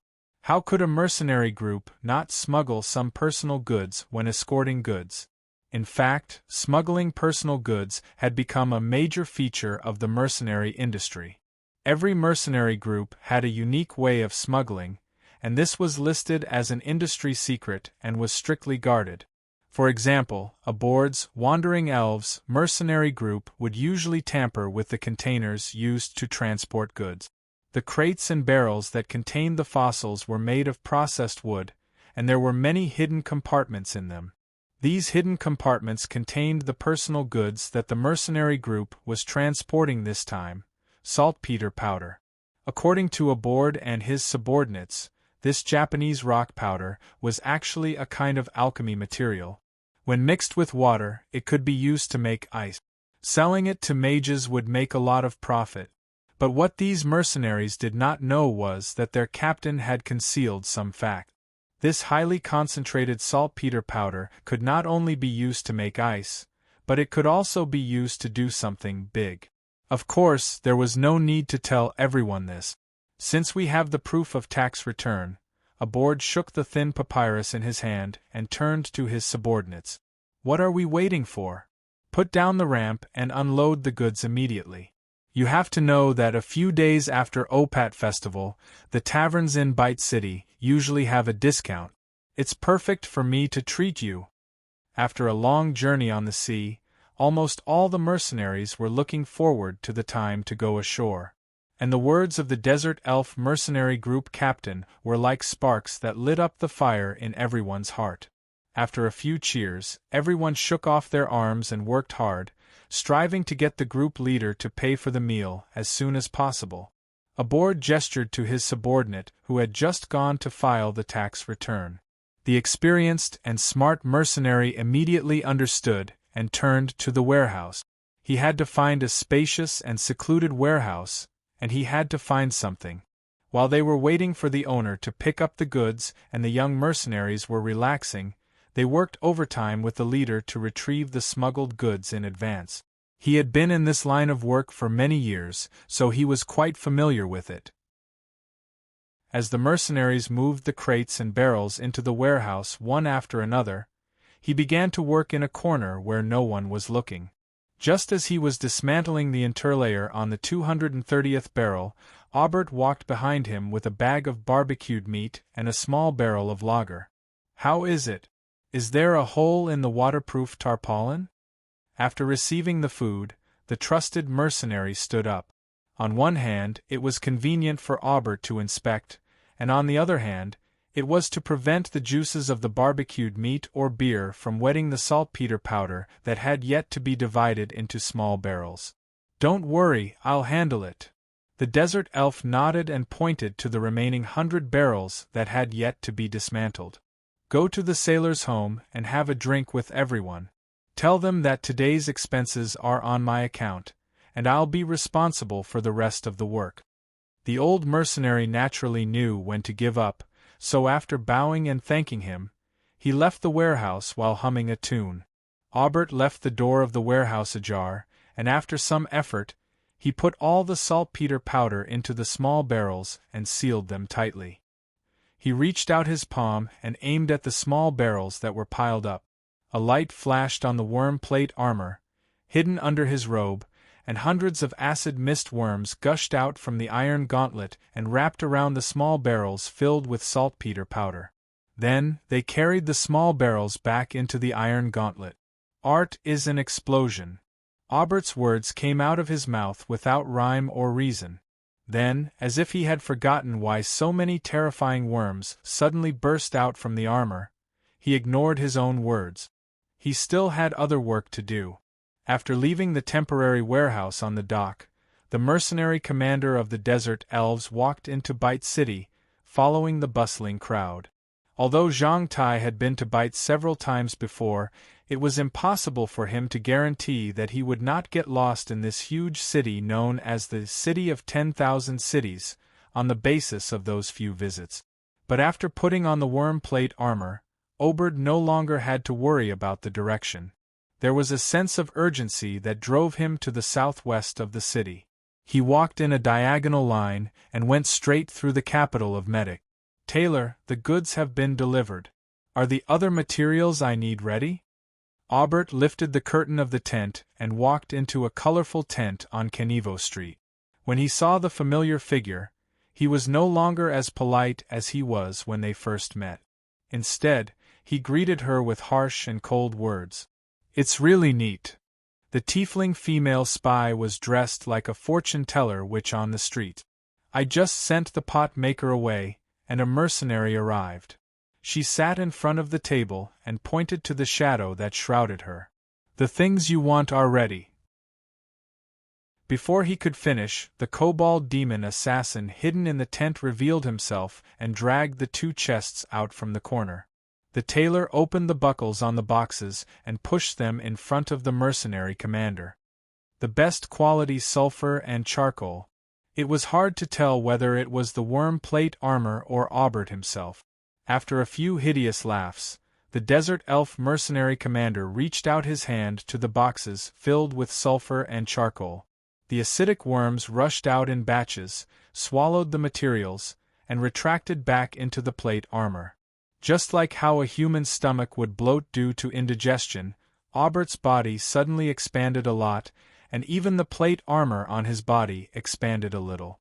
The power of the demon lord lingering on the plate armor came into play. The expansion was stopped, and the plate armor returned to its original shape. The desert elf twisted his iron glove twice, and a circular hole appeared in the center of his palm. A black acidic worm poked its head out of the hole and spat out a small mouthful of black powder. He carefully caught the powder with his other hand and roughly took a piece of papyrus from the tailor's table. Aubert used this piece of paper to hold up a small pile of powder, took off one of his iron gloves, and laid the paper flat on his palm.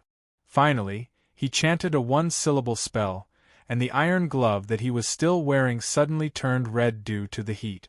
He then used a scorching finger to ignite the powder on his other palm. Through the paper, the black powder burned fiercely, but the desert elf's palm that had taken off the armor did not feel the heat. After careful observation, the paper under the powder was also not ignited. "The quality is very good," Aubert praised, and then turned his gaze to the half-demon kobold. "You are the assassin tonight?" Before he could finish his sentence, the maggot plate armor suddenly exploded, and several maggots of acid mist suddenly rushed out and bound the assassin tightly. The hole that Aubert had just opened on his iron glove had not closed, and the unique black acidic worms poked out of his body and went deep into the assassin's stomach. Remember your line, art is an explosion. Chapter 255. Under the control of the worm plate armor, or rather, the demon lord, a board roughly completed the feeding of the half-demon kobold. Then, he branded a rune on the latter's body. "If you do the same thing to me," after watching the series of actions of the desert elf mercenary commander, a dangerous light flashed in the tailor's eyes. She said fiercely, "I will definitely kill you, absolutely." This warning, which sounded fierce but was actually a coward, made a board feel an inexplicable sense of satisfaction. When he was first resurrected, he had always been under the other party's tyranny and lived in fear every day. "Don't worry, you're just a tailor. You're only in charge of sewing and mending." The desert elf chuckled and condensed another rune in his hand. "The assassin is under your control. When it finishes activating the sacrifice, crush this rune." As if he had finished talking about something insignificant, a board turned around and left the colorful tent. He did not care about the dagger that appeared in the half-demon kobold assassin's hand and the strong murderous intent in the shadow behind him. "If you can survive," the tailor, who looked equally unfriendly, said as she fiddled with the bracelet used to control the assassin to prevent it from following the desert elf, "I'll be the middleman and provide you with a chance to get close to the mercenary. I'm good at killing with one blow." The half-demon kobold spoke crudely and concisely, which surprised the tailor who heard it for the first time. Out of Bite City, about 10 pale sand to the west, there was a lagoon formed by several sandbanks. The Museum of the Grand Vexel was located here. Many craftsmen were nervously working in the museum. "It's just a pet." The fire dwarf patriarch sat in the hall of the museum that was under renovation. Even if he had copper skin and iron bones, he still needed to rest after working for 3 to 4 days. However, you humans do like to give big cats big names. For example, you call them lions. The general on duty looked at his beloved pet with dissatisfaction. This fellow actually felt wronged because the fire dwarf burned a little of its mane with his finger. It did not have the slightest majesty of the king of beasts. "Don't tease this poor cat anymore," It is the only Naroya lion in existence. Looking at the two old fellows who were at daggers drawn, Commander Wenfeng immediately dissuaded them. Moreover, tonight it is one of our main characters. With his mediation, the topic of the conversation returned to the right track. A welcoming ceremony that conforms to the standard security measures to deal with any possible crisis. The trio conversed for almost an hourglass on such topics, until the Grand Vader arrived and they paused their discussion. Your Excellency. Before the straightforward fire dwarf could say, noble young man, which was how he usually addressed Pharaoh, Commander Wenfeng asked, when will His Majesty arrive? How long will he stay here? The Grand Vexil, who was wearing the purple robes of Tyr, stroked the mane of the Lion of Naroya and greeted a few of his old companions. Only then did he answer Commander Wenfeng's question with a dispirited tone. This place will be brightly lit tonight. After saying this, he winked at the serious-looking Commander Wenfeng. Yesterday at the banquet of Opat Festival, the young pharaoh was drunk. I guess he has just woken up, so his visit will be delayed. It turned out that because the visit was delayed, they had to prepare a banquet, and the young King Medrich, who was known for his good drinking, would probably get drunk again in the museum. Many princes, ministers, nobles, and those pasha who have arrived in Bite City have all been invited to accompany Pharaoh. The Grand Vader suddenly added casually as he turned his palm into a solid rock so that he could feel the prickly tongue of the Naroya lion. The Megalosaurus Pasha should also be invited. The commander on duty, who was responsible for the security work, frowned. The powerful warrior, who had always been quiet, said, should we raise the level of the deployment? I heard that some people don't get along well with him, and there is even a possibility of conflict. I think so too, the Fire Dwarf Patriarch echoed. At the same time, he gave an explanation that was in line with his identity as a master craftsman. The newly installed windows are as fragile as papyrus. If they start a fight, I'm afraid they will be broken. Ignoring the Fire Dwarf's fallacy of Polly in a special accent, Commander Wenfeng obviously agreed with the commander on duty. Your Excellency, the spy lurking around Mage Lilith did not send news on time. I'm worried that the situation has changed. He did not clearly explain his information, but he had already given the key information.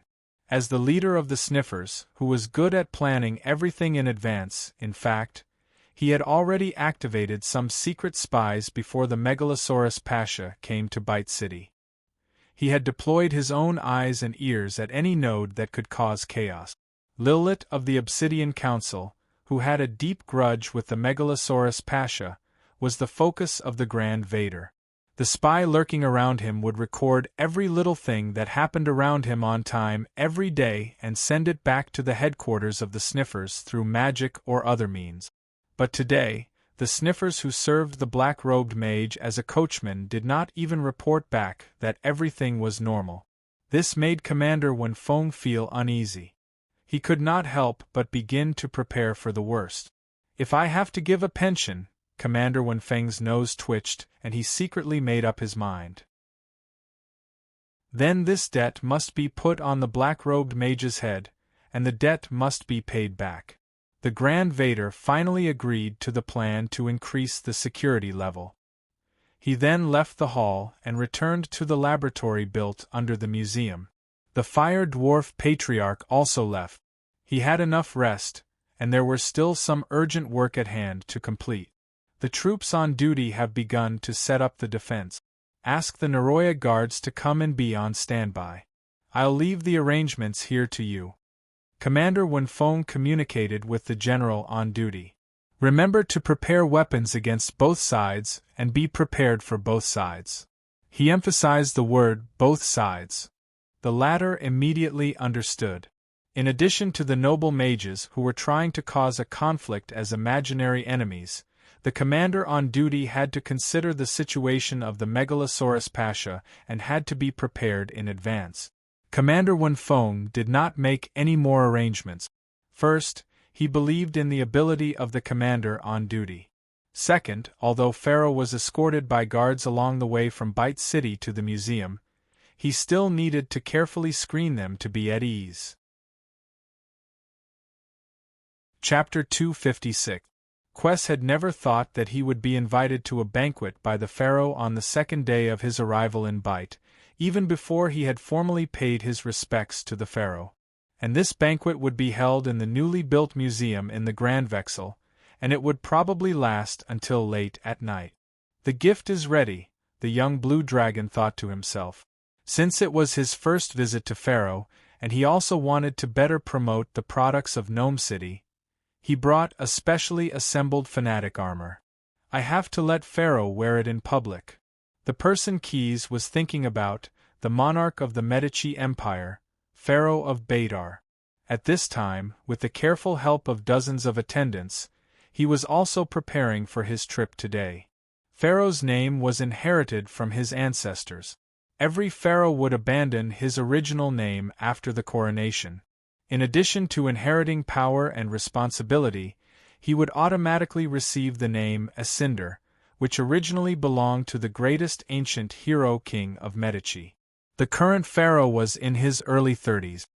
He had a face that did not match the strong muscles on his body, angular bones, a tall and elegant nose, and slender cheek.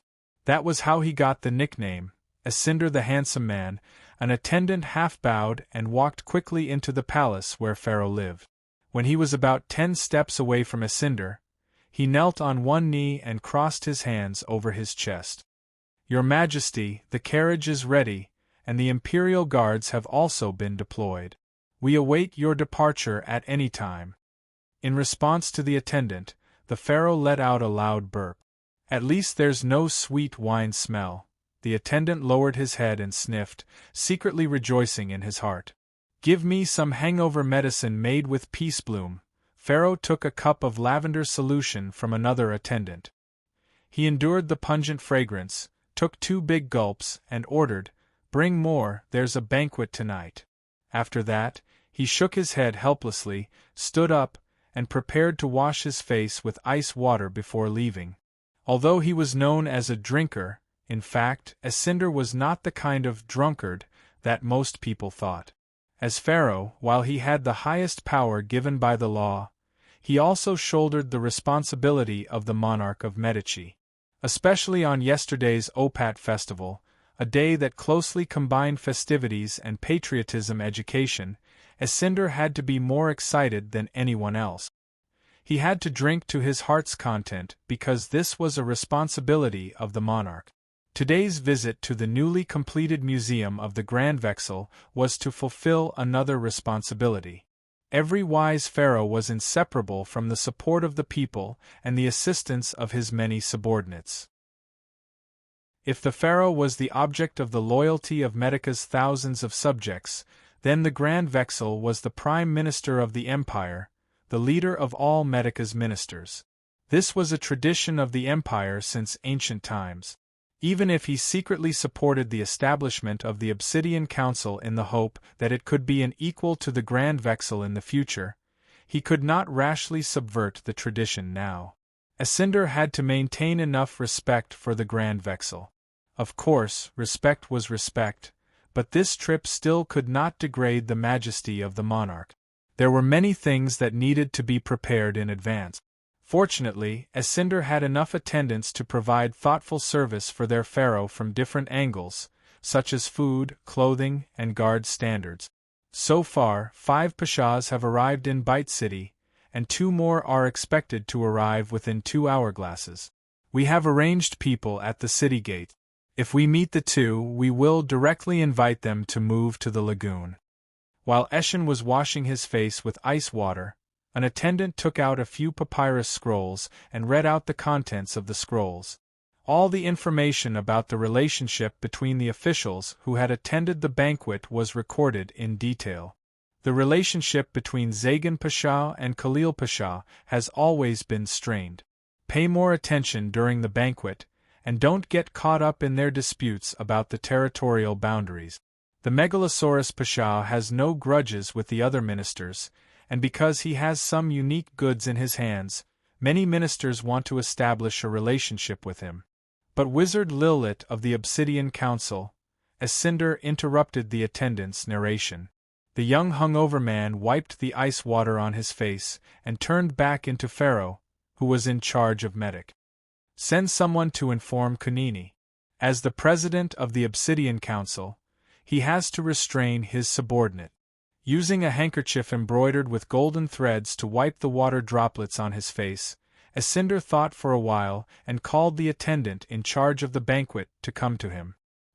He carefully instructed, "Arrange a private meeting with the Megalosaurus Pasha for me. Prepare my golden goblet, I want to have a good drink with him." Just like that, Pharaoh personally gave instructions to several of his confidants, tidied up his clothes, and stepped toward the gate of the palace. The convoy did not go through the gate on the west side of Bite City, but went straight north. Under the escort of the imperial guards, Pharaoh, wearing a stoat cloak and a pointed hat that symbolized the majesty of the empire, boarded his ship amidst the cheers of the crowd. This majestic three-decked sailboat was decorated with gilded gold, painted with the coat of arms of lions and creatures of the sea. It was covered with a dark red canopy, and it required the combined efforts of 264 oarsmen to sail out of the royal pier. Under the afternoon sun, the oars protruding from both sides of the ship seemed to be dyed gold, and they slapped the surface of the sea in unison. At the bow of the ship, a decorative figure symbolizing progress held a scythe sword high, and Medica's swallow-tailed flag fluttered in the wind at the top of the mast. Salutes were fired, the wind music was deafening, and the drums were endless. Surrounded by a large group of guard boats, the golden ship sailed along the coastline to the lagoon in the west. The attendant in charge of the procession stood in the center of the upper deck, holding the ceremonial document that Pharaoh had just signed, and loudly recited the prayer, "In the name of the glorious Pharaoh of Medic, bless this ship and all the people sailing on the sea, so that the sea will always be peaceful." After that, the Pharaoh took off a ring with a ruby embedded in it from his finger, and threw it into the sea. "O sea, let us tie the knot with you to show that we are your true and eternal master." Following Pharaoh's words, several mages in black robes walked to both sides of the ship. They chanted incantations to fill the sails with magic wind. They summoned water elements to carry the golden ship and its escorts forward at a faster speed. After a series of rituals, Eshin did not listen to the advice of the attendants, which was rare for him, and stayed on the deck where the wind was howling. No matter how fancy the words were, Pharaoh knew very well that the wealth hidden in the sea could not be won easily. If he wanted Medic to become more prosperous, and even stand at the top of the countries in the Ashen world, he had to find a commodity that could be widely recognized by other countries and easily open their doors. "Gold, more gold," Eshin muttered to himself. He looked at the sparkling surface of the sea, which looked like gold that had been hammered flat. Chapter 257. What an ostentatious person! Keyes couldn't help but find it funny as he looked at the procession of golden ships passing by on the sea. It's only a short distance of a dozen parasangs. Instead of taking the main road, they chose to take the longer route by sea. Of course, he was only ridiculing in his heart. There was no need for everyone to know. After receiving the invitation to the museum's banquet, the few Pasha who were already living in the reception apartment discussed and decided to set off together. Other than the young blue dragon, these Pasha all brought their own guards and formed a majestic fleet. "Good day, Sir Keyes." Zagan Pasha, who ruled a large archipelago in the north of Medic, rode a six-legged horse to the left of the young blue dragon and greeted him eagerly. At the same time, he asked his attendant to bring a wooden bucket and put it on the Megalosaurus Pasha's carriage. The archipelago is barren, so there are no good gifts to give. However, this is the best batch of tear purple this year. It's best to use it to dye clothes. The color won't fade for decades. I hope you can accept it. As the owner of the scale of perpetual order, Keyes was very familiar with the local specialties of Medic. Of course, He knew that Zagan Pasha was being polite. The tear purple produced by the archipelago was comparable to gold of the same quality. Look at what you're saying. He waved his hand and signaled his one-eyed, crooked-mouthed brother to put away the expensive gift. I should have visited you yesterday, but because it was too late, I couldn't make it. I have also prepared a small gift for you. I hope you can accept it. Saying this, he got up and took out a bronze box from the back of the carriage and opened it in front of Zagan Pasha. Under the light of the setting sun, the items in the bronze box shone with a luxurious light. The other Pasha also looked over curiously. The fanatic armor is a specialty of Gnome City. It can greatly increase the strength and agility of the wearer. Keys explained with a smile, but it seemed like he was boasting. An ordinary fanatic armor has to be removed after 2 or 3 hourglasses of intense activity. Then, it has to be soaked in a special alchemy potion before it can recover its activity. However, this armor was different. It was the best of the best. The silver coating on its surface was not only for decoration, but also for engraving a special magic circle to provide the armor with greater endurance and power. The flesh and muscles on it never need to be removed or soaked. As long as an obsidian magic orb is changed every 2 days, this fanatic armor will continue to be active and provide protection for the wearer. Under Zagan's delighted gaze, the young blue dragon handed over the bronze box containing the refined silver fanatic armor to him. Then, the generous Megalosaurus Pasha gave the same gift to the other Pasha, who looked at him curiously. For a moment, the atmosphere in the convoy became lively. The Pasha who received the gift were full of praise for the exquisite refined silver fanatic armor. More or less, they also returned the gift and greeted Keys. As for the sociable Zagan, he couldn't wait to put on the armor given to him by the Megalosaurus Pasha. With the effect of the fanatic armor, he even temporarily forgot the noble status of the Pasha and performed somersaults in the air like a clown. Keys was well aware of the purpose of his actions. He wanted nothing more than to gain the young blue dragon as an ally for the archipelago territory. It would be best if he could also add an air transport route. The archipelago territory was located at the northern border of Medici. It had many natural deep-water harbors, and a large number of mixed-blood descendants of the natives and Medici immigrants lived there. The islanders had never been good at taking care of crops. Most of their food was imported from the territories of other Pasha, but they were very keen on sailing adventures. The sailors of the archipelago territory were famous for their skills and courage. However, the sailors of the archipelago territory were a bit too bold recently. In order to pursue benefits, some of them even gave up their contracts with their employers and threw themselves into depraved piracy. In the waters of the archipelago territory, the pirates were still somewhat restrained because they were afraid of the powerful merchant ship. However, in the nearby coastal areas, their actions could be said to be unscrupulous. The rampant pirates, the burned coastal villages, and the small-scale plagues brought about by death, all of these finally angered the ruler of the coastal areas adjacent to the archipelago territory, Halil Pasha. With revenge as the slogan, the pirates' encirclement and suppression operations began with the goal of annihilation. The pirates of the archipelago territory might have been the best sailors, but they were not disciplined and well-trained warriors. Therefore, it didn't take long for most of the pirates to be pierced by sharp wooden sticks and hung near their nests as a warning to future generations. However, Halil Pasha didn't want to stop. Or rather, he didn't want to stop before he obtained enough benefits to compensate for his losses. The Pasha constantly pressured Zagan, who ruled the archipelago territory, to cede a few port cities as a measure of repentance for failing to supervise the residents' participation in piracy. He also cut off the sea trade route that transported agricultural products to the archipelago territory. In fact, a large part of the reason why Zagan of the archipelago territory rushed to bite on Opat Day was to ask Pharaoh to come forward and mediate the dispute that had lasted for several months. He wanted to quickly restore the food supply of the archipelago territory. This was also the purpose of showing goodwill to Keys. Zagan hoped to open up an air route for the archipelago territory to alleviate the unfavorable situation of relying solely on sea transportation and being restricted by Halil's unfavorable situation. Since the archipelago was isolated beyond the seas, it was a rather important trade hub for Medici.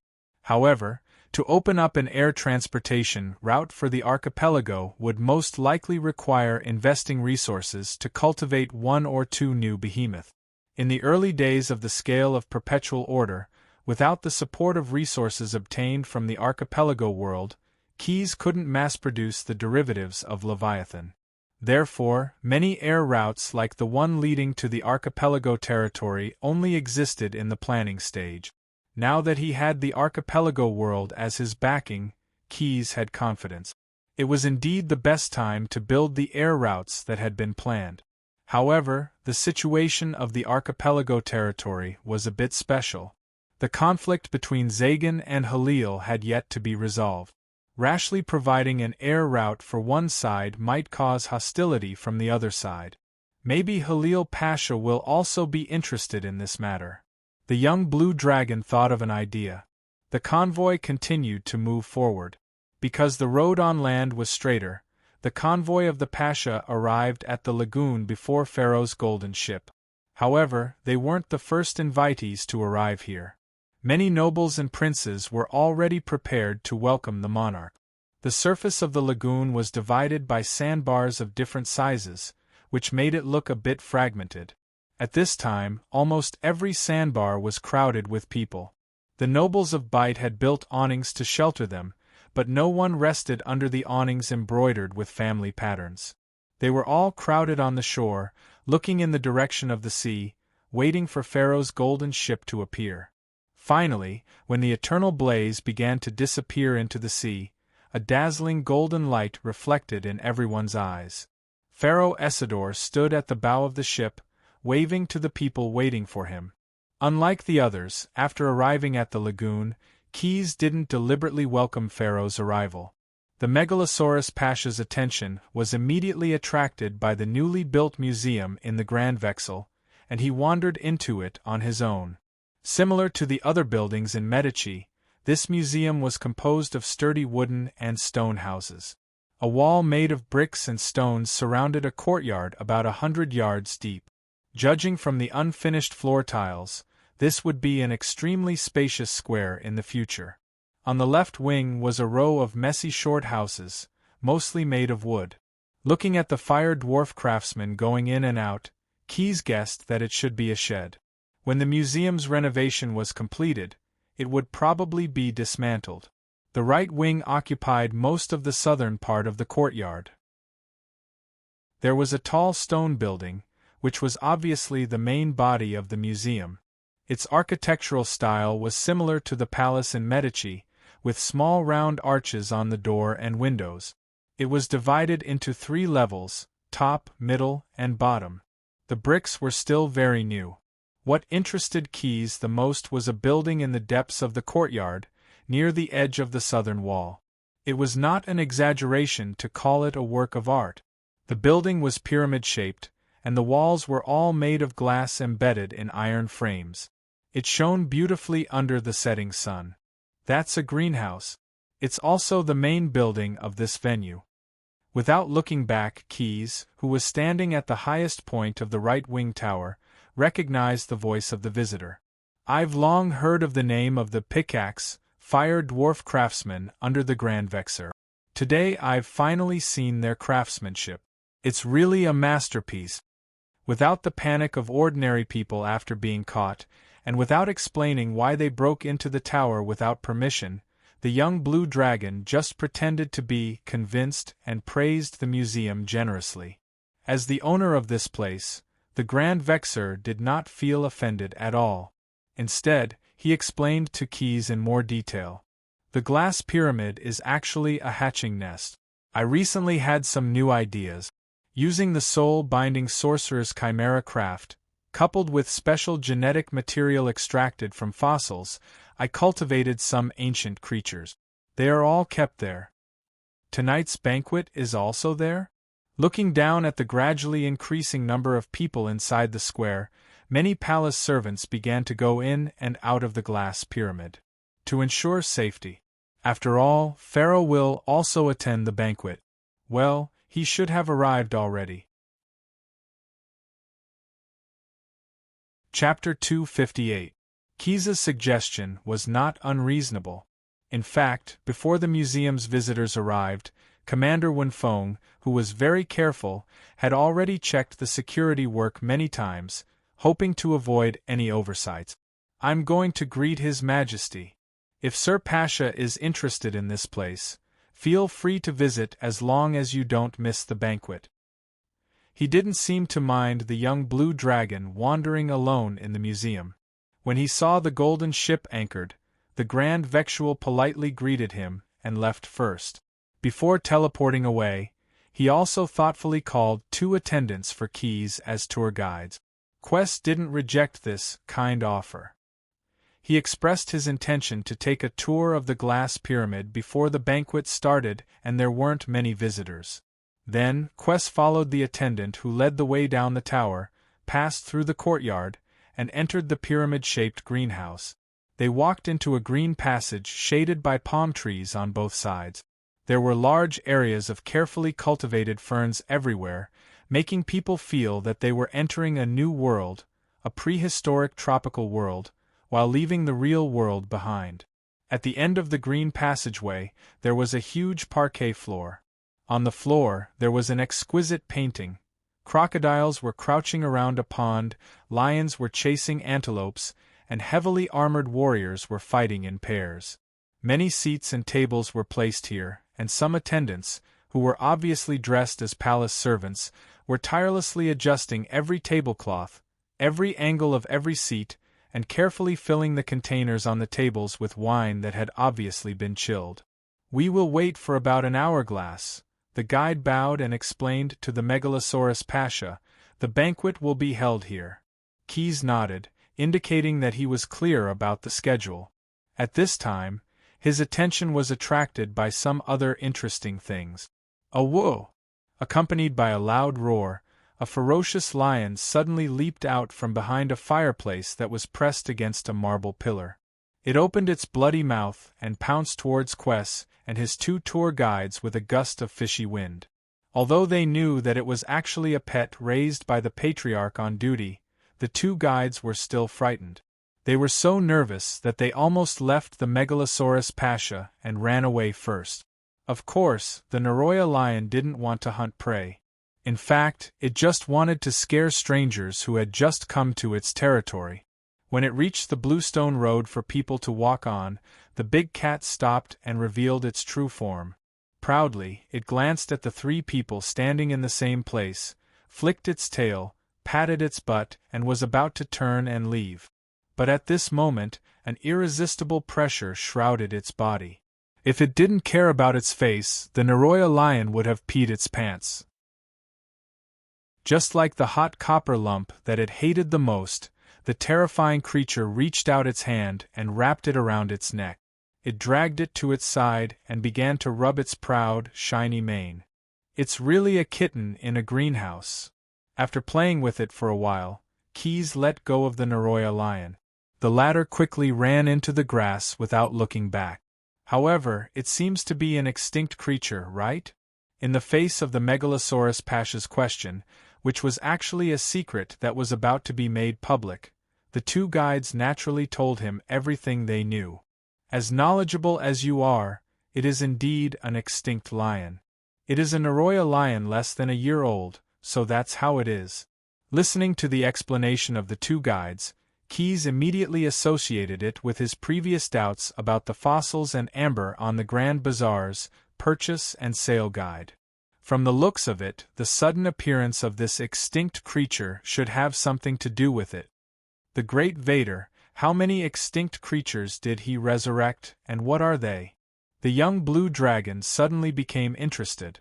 Judging from the past contact, Alan, who was the reincarnation of a soul-binding sorcerer, had always been a decisive person. It should be impossible for him to spend so much energy and resources just because of a sudden whim. Reporting back to you, the creatures resurrected by the Great Vader are mainly divided into two categories: plants and animals. Among them, there are slightly more than 10 kinds of ferns planted in this greenhouse, 2 or 3 kinds of lichen moss, and some trees. There are only 6 kinds of animals that were resurrected, namely the 8-legged crocodile, the spiny lizard, the flame-coated salamander, the velociraptor, and the Naroya lion that you have just seen. The two guides supplemented each other and answered the questions raised by the Megalosaurus Pasha in as much detail as possible. While talking, they walked along the bluestone road all the way to the depths of the glass pyramid. The road under their feet was much more solid than the surrounding soil due to the reinforcement of magic. Many kinds of animals, not just the ones that had been resurrected, roamed the small forest and wandered freely. But the 5 kinds of animals that belonged to the top of the food chain and were resurrected were the same as the Naroya lion. They would consciously avoid the bluestone paved road. According to the 2 attendants who acted as guides, the reason why they were alienated from this road was because the Great Vader had experienced too many failures when resurrecting them, and the fossil waste was all mixed with other materials by the fire dwarves and made into a cement for the bluestone. For the animals that were originally extinct, they might feel uncomfortable near this road. It is also possible that His Excellency the Great Vader cast a spell to protect us who work here. The other guide added to his companion's words, but he also admitted, many of those abandoned fossil bones are buried here. Keyes became a qualified listener at this time, and he did not comment on the explanations provided by the guide. In fact, the Great Vader's act of resurrecting extinct creatures reminded him of the famous Jurassic World movies in his previous life. But what really surprised him was that in addition to the 5 kinds of reptiles, the Great Vader actually used the method of soul-binding sorcerers to resurrect the Naroya lion, a mammal. It should be known that the mammal's red blood cells did not have a nucleus. It was almost impossible to extract any genetic material that could replicate the Naroya lion from the insect trapped in amber. And to extract enough protein from the fossil to reverse the replication, even with the help of magic, the technical content and the amount of work required was probably quite astonishing. Why resurrect the big cat? Keyes could not figure it out for a while. While he was pondering, a burst of cymbals and drums came from the entrance of the glass pyramid behind him. Chapter 259. The surfaces of the wooden seats were polished, the tablecloths were brand new, and the marble floor was spotless. The eternal blaze hanging high in the sky had set, but the glass pyramid was as bright as day. A large number of torches were inserted at the top of the marble pillars, and there were 5 or 6 bonfires lit on the ground. Due to the ventilation channel, the smoke rose into the air and gathered into a puff before quickly dissipating. Without the guidance of others, Keyes quickly found his seat according to the name tag that had been pasted on the wall. In fact, the palace servants were too busy to care about anything else. They shuttled between the guests and nervously presented the food for dinner. In order to take into account the preferences of each invited guest, the food at the banquet was plentiful, including almost all the specialties of Medic. There was braised cod that was popular in the archipelago, roasted snake with spicy sauce that was famous in Bite City, and hot crab pie. On his own table, Keyes even found the delicacies of the Nome region, braised camel steak and lemon duck. After tasting the lemon duck with a turnip boiled in butter, the young blue dragon ate a large piece of camel steak. Although he didn't want to admit it, compared to the palace chefs of Bite, the gourmet brew, who had also cooked these dishes, was simply wasting the ingredients. Unlike the banquet customs in his previous life, the Medic banquet usually let the invited guests fill their stomachs first before the host of the banquet appeared. At that time, the banquet became a purely social banquet. At this time, most of the guests were drinking and enjoying their own dinner. Only a few people, such as Zagan Pasha, tried to strike up a conversation with others with food in order to seek more help. Holding a pot of braised cod, which was made by filling the belly of a puffin and fermenting it for a long time, the ruler of the archipelago slowly walked to Keys's side while chatting with others. "Your Excellency Keys, you have to try this delicacy from the archipelago." Zagan smiled and handed the spicy braised cod to the young blue dragon. "I have to admit that the chefs in His Majesty's palace make this food in a very authentic way."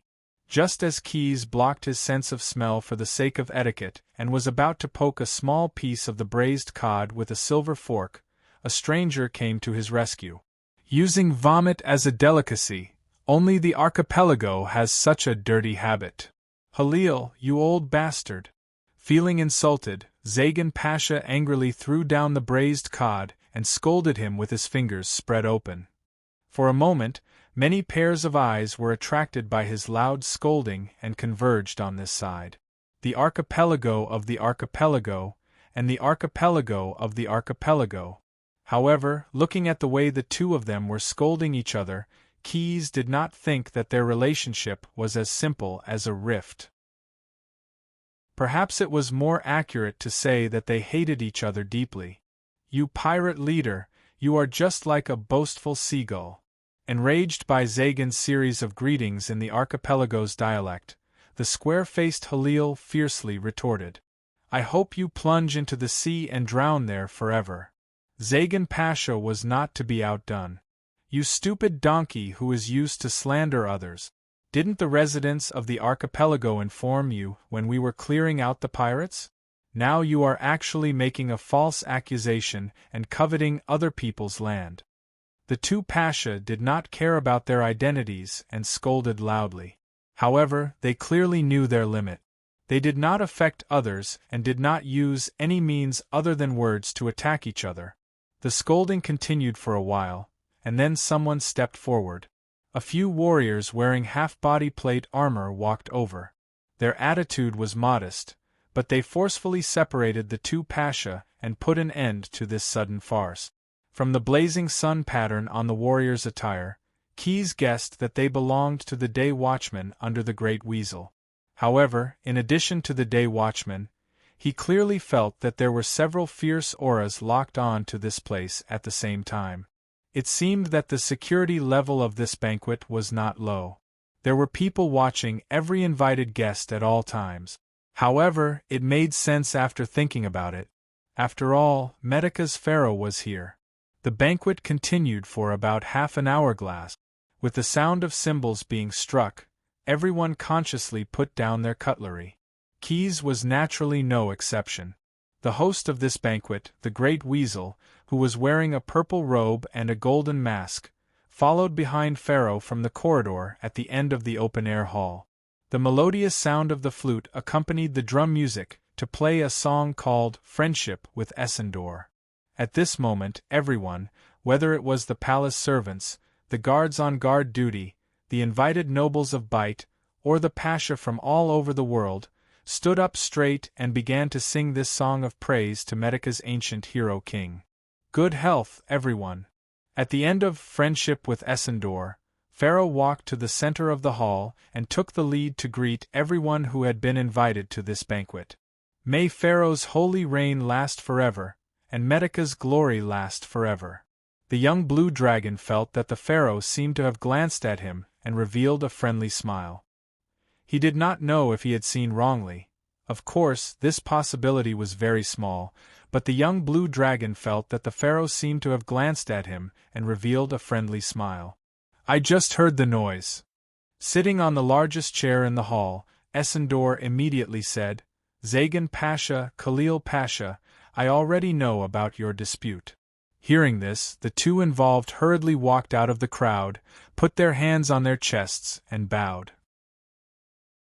They first apologized to King Medic, then defended themselves. Khalil was still a little reserved, but the younger Zagan simply turned into a tearful mess. The ruler of the archipelago, at this time, did not care about the dignity of a pasha. He cried and complained, "Your Majesty, please uphold justice for the innocent islanders. Old Pasha, Khalil Pasha, has banned the food transportation route of the archipelago. They are already starving. I've never seen such a shameless person." Khalil, who had almost been called an old man, was already furious. If not for the presence of the pharaoh and the great Vader, as well as the numerous day watchmen, he would have punched the bastard Zagan a long time ago. "Your Majesty, the reason why I chose to resort to force is because the coastal territory was attacked by the pirates of the archipelago, and several villages and towns were massacred. And I completed the campaign against the pirates and restored peace to Medica's northern waters. When I wanted to ask for compensation from Zagan, who failed to control his people, he tried to shirk his responsibility in every possible way." Khalil Pasha's statement was reasonable, and for a moment, it was approved by many of the nobles of Bite. Many of them were actually merchants who did business, and the pirates in Medica's northern waters would indeed hurt their business. Esinder nodded. Although intervening in this dispute was not in line with the advice given by his advisor, the conversation with the Grand Vader just now had given him some new ideas. "I have always been cautious in supporting the claim for compensation from the innocent victims." He comforted Zagan with his eyes, or rather, he stopped Zagan from refuting and continued, "But I am still very dissatisfied with the abuse of violence, especially the blockade of our country's shipping routes." The Grand Vader, who stood beside him without saying a word, took out 2 papyrus scrolls from his sleeves and presented them with a slight bow. Since Esinder already knew the contents of the scrolls, after receiving them, he directly distributed them to the 2 Pasha for a look. "Khalil Pasha, your losses will be compensated. Zagan Pasha, please rest assured that I will not let my people starve." Looking at the expressions of the 2 Pasha, Esinder said rather proudly, "But from now on, you two must sincerely cooperate. The archipelago domain has enough sailors, and they are all willing to transport goods for your Majesty," Zagan answered first. "The supervisors in my farms and mines can also be used to exhaust the energy of those people at any time." Khalil was also unwilling to fall behind. Standing not far from the two, Keyes used his keen eyesight to take a quick glance. After thinking for a while, he figured out the whole story. Because the Wozang Empire was unable to compensate for the remaining war debts, they hoped to use the slaves in the Zhejiangjian talent market to offset the debt. However, the previous pharaoh had changed the constitution long ago. Except for convicted criminals in Bite City, the slave trade was completely banned in the empire. At that time, some islands in the archipelago domain had not yet been discovered and colonized by the Medic, so they could be counted as an exception. Therefore, Pharaoh took advantage of this loophole and turned the disputed island between Zagan and Khalil into a special slave trade zone. The two sides jointly built and profited from it, but it was managed by the mages of the Obsidian Council sent by Pharaoh.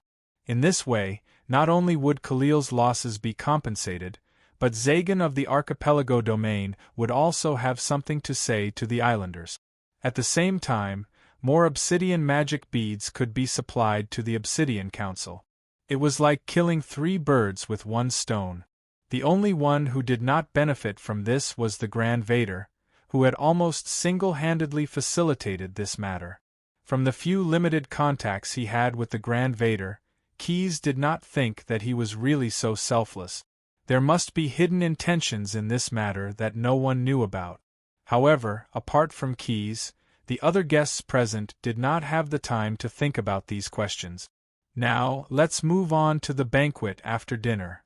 The Grand Vader, who was wearing a golden mask, stretched out a palm, and a magic staff appeared out of thin air.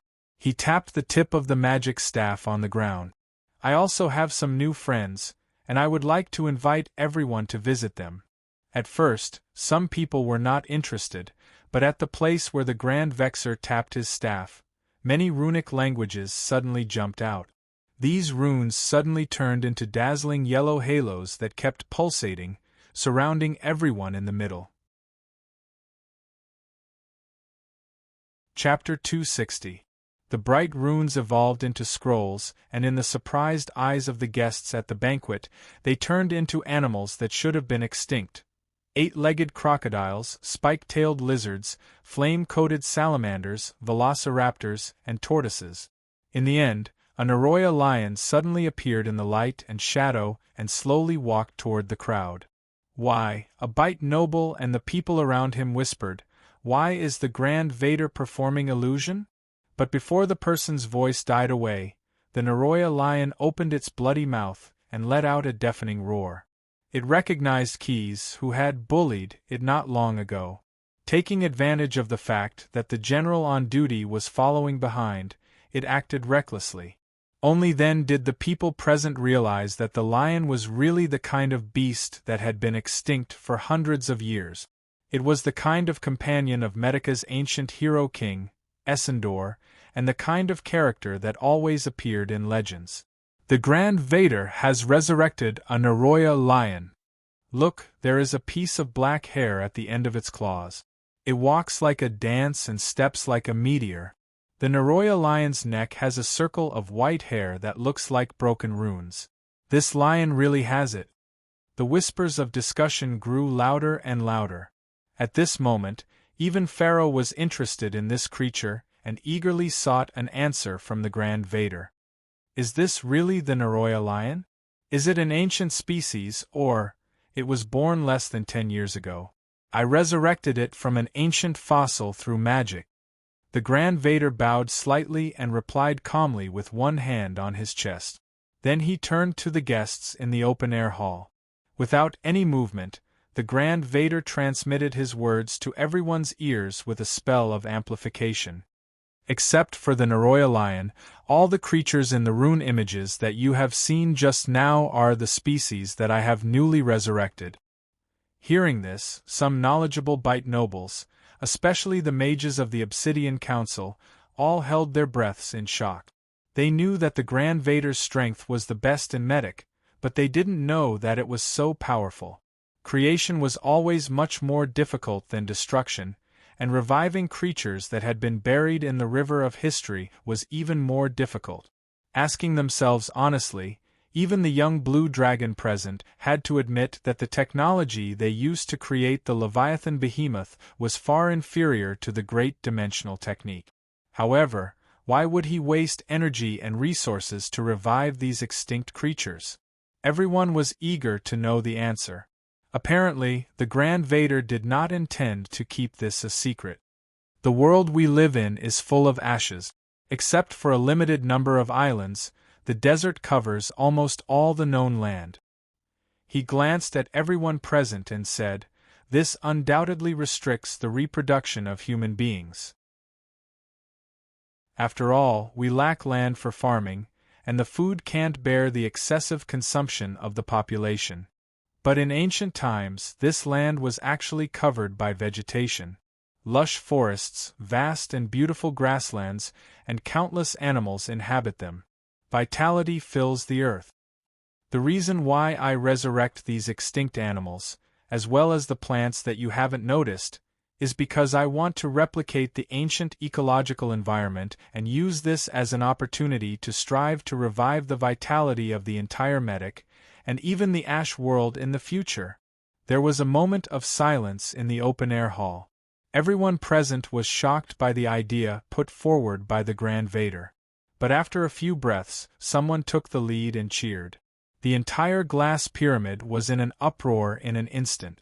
Everyone was enthusiastically discussing the changes that would take place in the future of the Ash world, imagining the magnificent scene of herds of horses, crisscrossed fields, and the skyrocketing number of Medic people occupying every corner of the world.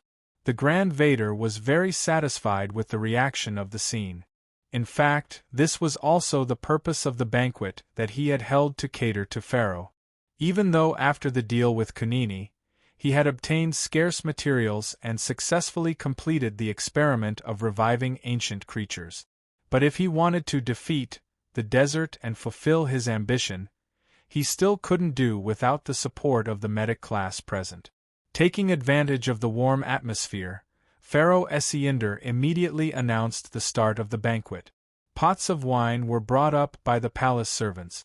The oak barrels filled with bubbling beer exuded the cold air that had just been chilled. The strong liquor known as the water of fire sat quietly in the glass bottles. The expensive wine from Kitian County had been mixed with honey mixed with many spices, just as the two Pasha, Zagan and Khalil, who had just let bygones be bygones, walked side by side to propose a toast to Keys, wanting to discuss with him, the Megalosaurus Pasha, about the addition of the floating behemoth air transport route.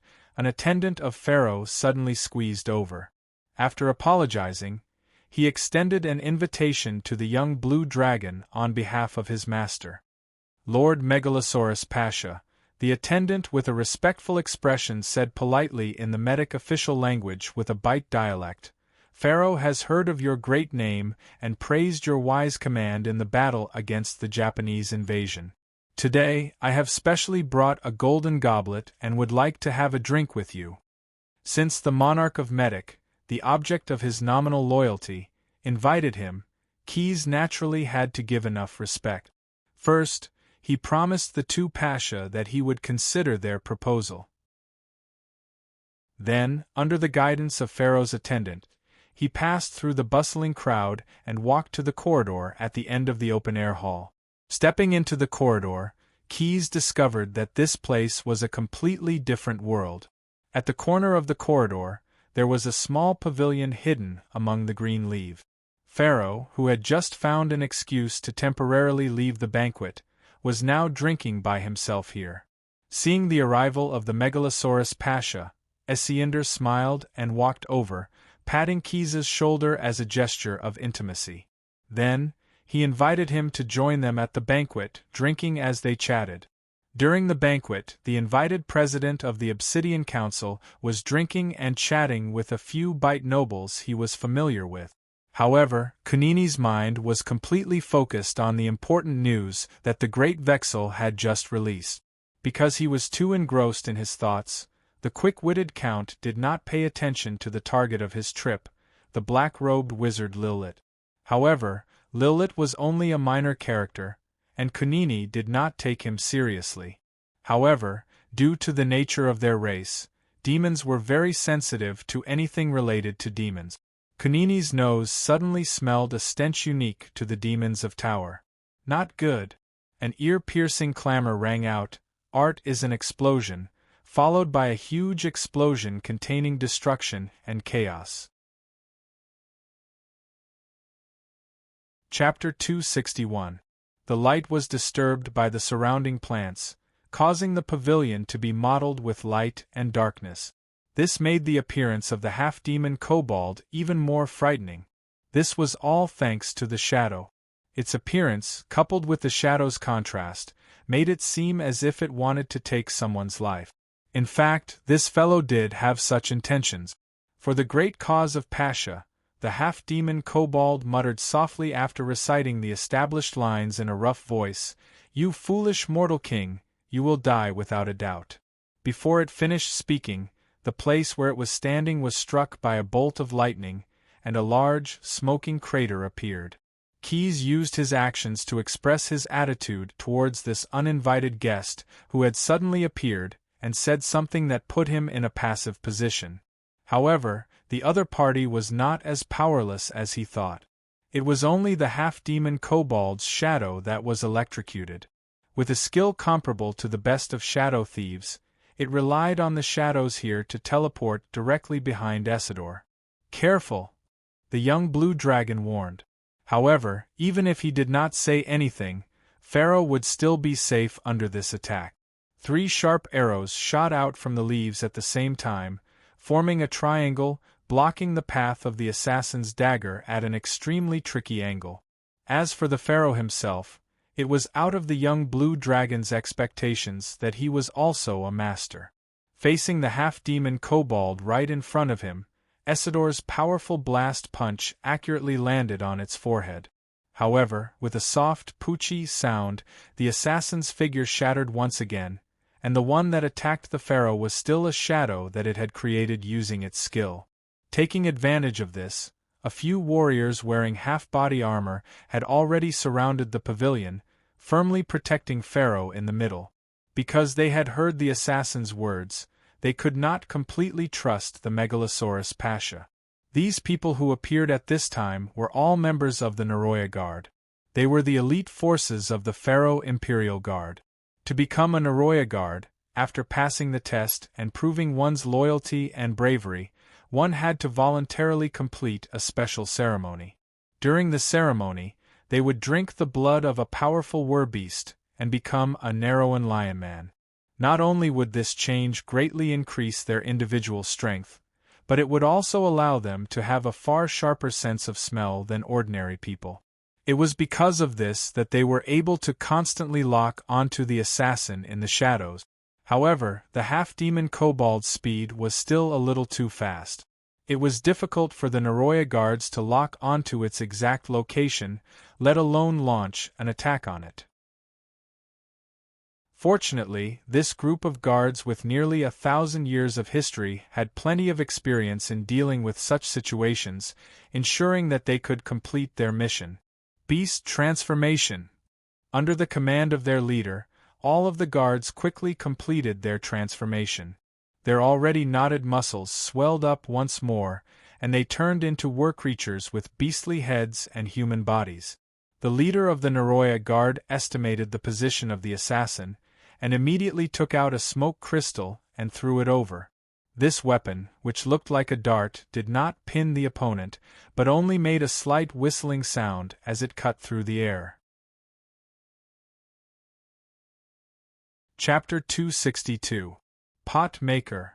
Strolling in the streets and alleys in the southeast of Byte City, a hooded pedestrian murmured to himself, "Using me as a scapegoat, it's not a waste of my carefully prepared escape plan."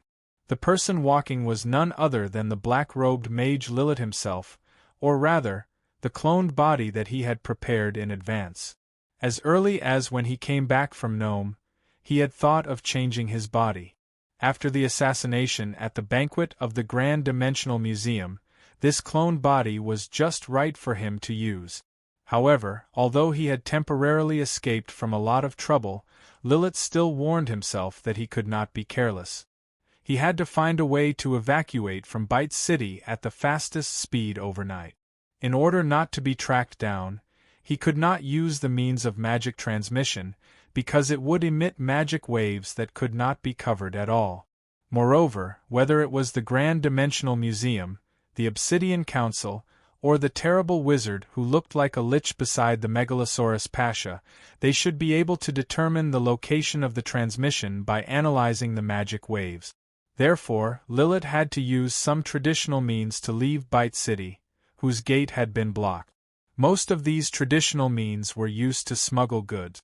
Generally speaking, it would cost a lot of money to use them to let a living person escape.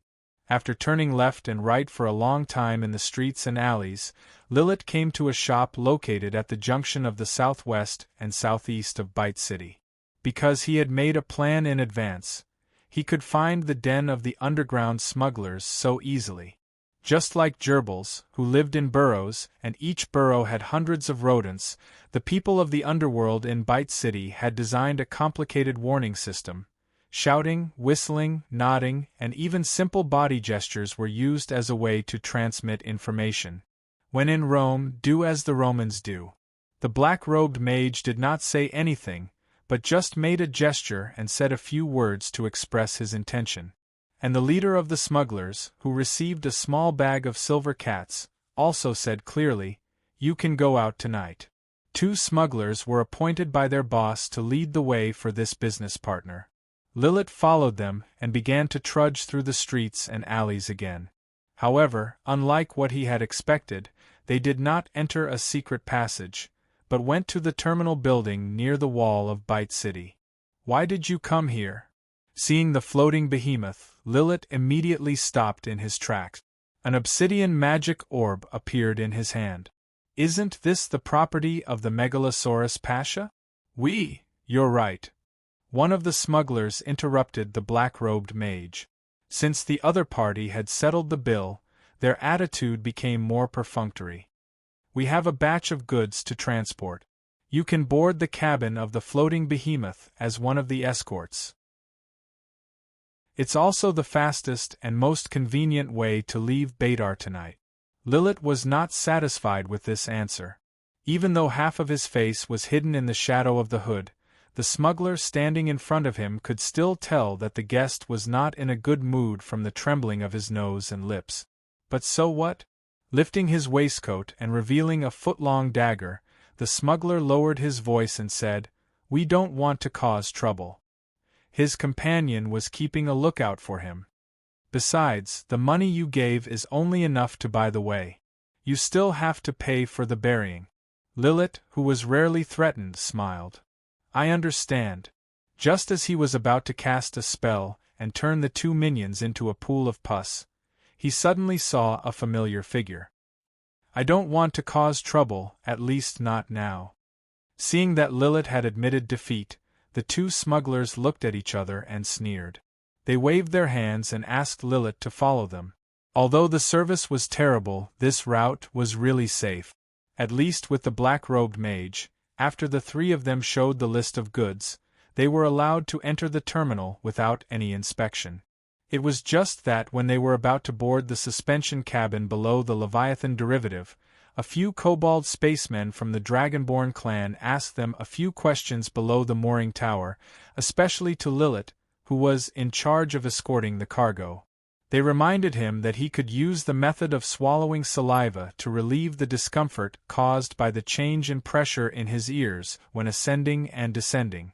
After finishing their work, the two smugglers disguised as shop assistants stayed for a while and left, leaving the black-robed mage to occupy a corner of the warehouse, quietly waiting for the floating behemoth to take off. Why did she appear near the terminal? The figure that had just appeared made Lilith a little uneasy.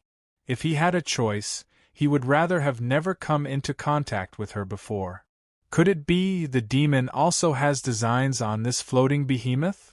It was none other than the female tiefling spy that Lilith had seen in the tent on Kennywo Street before. Her code name was Taylor. Just when the black-robed mage was worried about whether the tailor would do something that might affect his escape plan, the female tiefling spy was also full of worry. The mercenaries, wearing the worm-like plate armor, seemed to be out of her control. Damn it! Looking at a board and his two subordinates, dressed as mercenaries, swaggering into the terminal, the tailor behind them could not help but gnash her teeth in anger. The power given to him by the Lord has gone to his head. He dares to take such a risk. After arriving this afternoon, aboard seemed to have changed into a different person. His fear of the tailor seemed to have disappeared. Not only did he force-feed the half-demon kobold controlled by the tailor a large number of synthetic explosives, but he also ignored the tailor's dissuasion and forced her to cooperate with him. Go and do something that will leave a deep impression on the Megalosaurus Pasha. Admittedly, the tailor was willing to sacrifice many others in order to complete the mission issued by the Demon Lord. However, she never thought that she would one day be in the position of being sacrificed. To be honest, this feeling was really terrible. However, the tailor had no way of disobeying the mercenaries wearing the worm-like plate armor. After all, the mercenaries were much stronger than the tiefling. She could only follow aboard's instructions and take the risk of being exposed. She mobilized many of her hidden subordinates and personally handled the various procedures for the mercenaries to enter the terminal and board the floating behemoth. Chapter 263. The type, purpose, volume, weight, and unloading location of the goods. A desert kobold in front of her was asking her questions with a pen and paper. The tailor was a little surprised. Her previous understanding of these creatures was still stuck in terms of low-level, weak, and ignorant. But now, under the leadership of the Megalosaurus Pasha, the leader of the Dragon's Nest, the members of the Desert Kobold clan had begun to learn how to write instead of relying on their instincts to dig mines for their master. The tiefling spy was in a daze for a moment, but she immediately composed herself and answered carefully, "The goods are silver-threaded silk enamel flannelette, transported from Bite to Gnome City for the transaction. It takes about 30 standard crates, and the weight has not been weighed. We will need to borrow the terminal's cargo scale to weigh it before we can give you a clear answer. Go and box it first. After weighing it, bring back the receipt to pay the fee." The dragonborn scribe nodded and motioned for the tailor to take them through the payment channel. At the same time, he kindly reminded the tailor, "The departure time is at most half an hourglass. You have to hurry. If you miss the flight, you will have to wait 2 days for the new floating behemoth to arrive in Bite City." The tailor thanked the scribe humbly and quickly called aboard and the others who were disguised as her mercenaries to quickly carry the goods to the box and weigh them. Of course, the main labor was done by the 2 subordinates of the desert elf mercenary commander. Most of the time, the tailor was admiring the floating behemoth at the top of the mooring tower. Shameful plagiarist! At this time, a storm was raging in Aboard's mind, and the initiator of this storm was the real owner of the worm plate armor on his body. This floating behemoth is so similar to the sky-burning walker.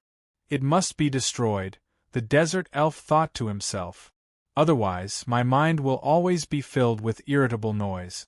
Under the reminder of the tailor, Obed shifted his gaze away from the floating behemoth. He brought 2 men with him to pack the high-grade velvet into a standard crate provided by the desert kobolds. They then lifted the crate to weigh the weight of the good. 55 silver cats and 6 copper cats for the good. The desert kobold in charge of collecting fees looked at the stamped proof of weighing the goods and did some calculations. Together with 4 people and loading and unloading fees, the total is 63 silver cats. After hearing the price, the tailor couldn't help but feel his heart ache. However, using the scale of perpetual order for air transportation was fast and convenient, so it was indeed worth the high price. Moreover, if they were to succeed, their gains would be far greater than this.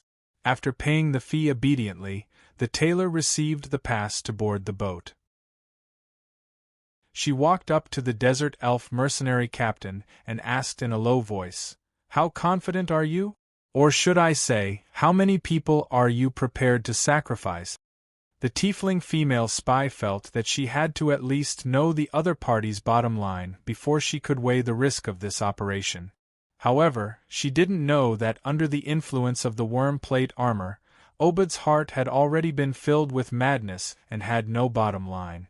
Ignoring the question of the tailor, the desert elf only urged 2 of his men to cooperate with the members of the Dragonborn clan who came to help.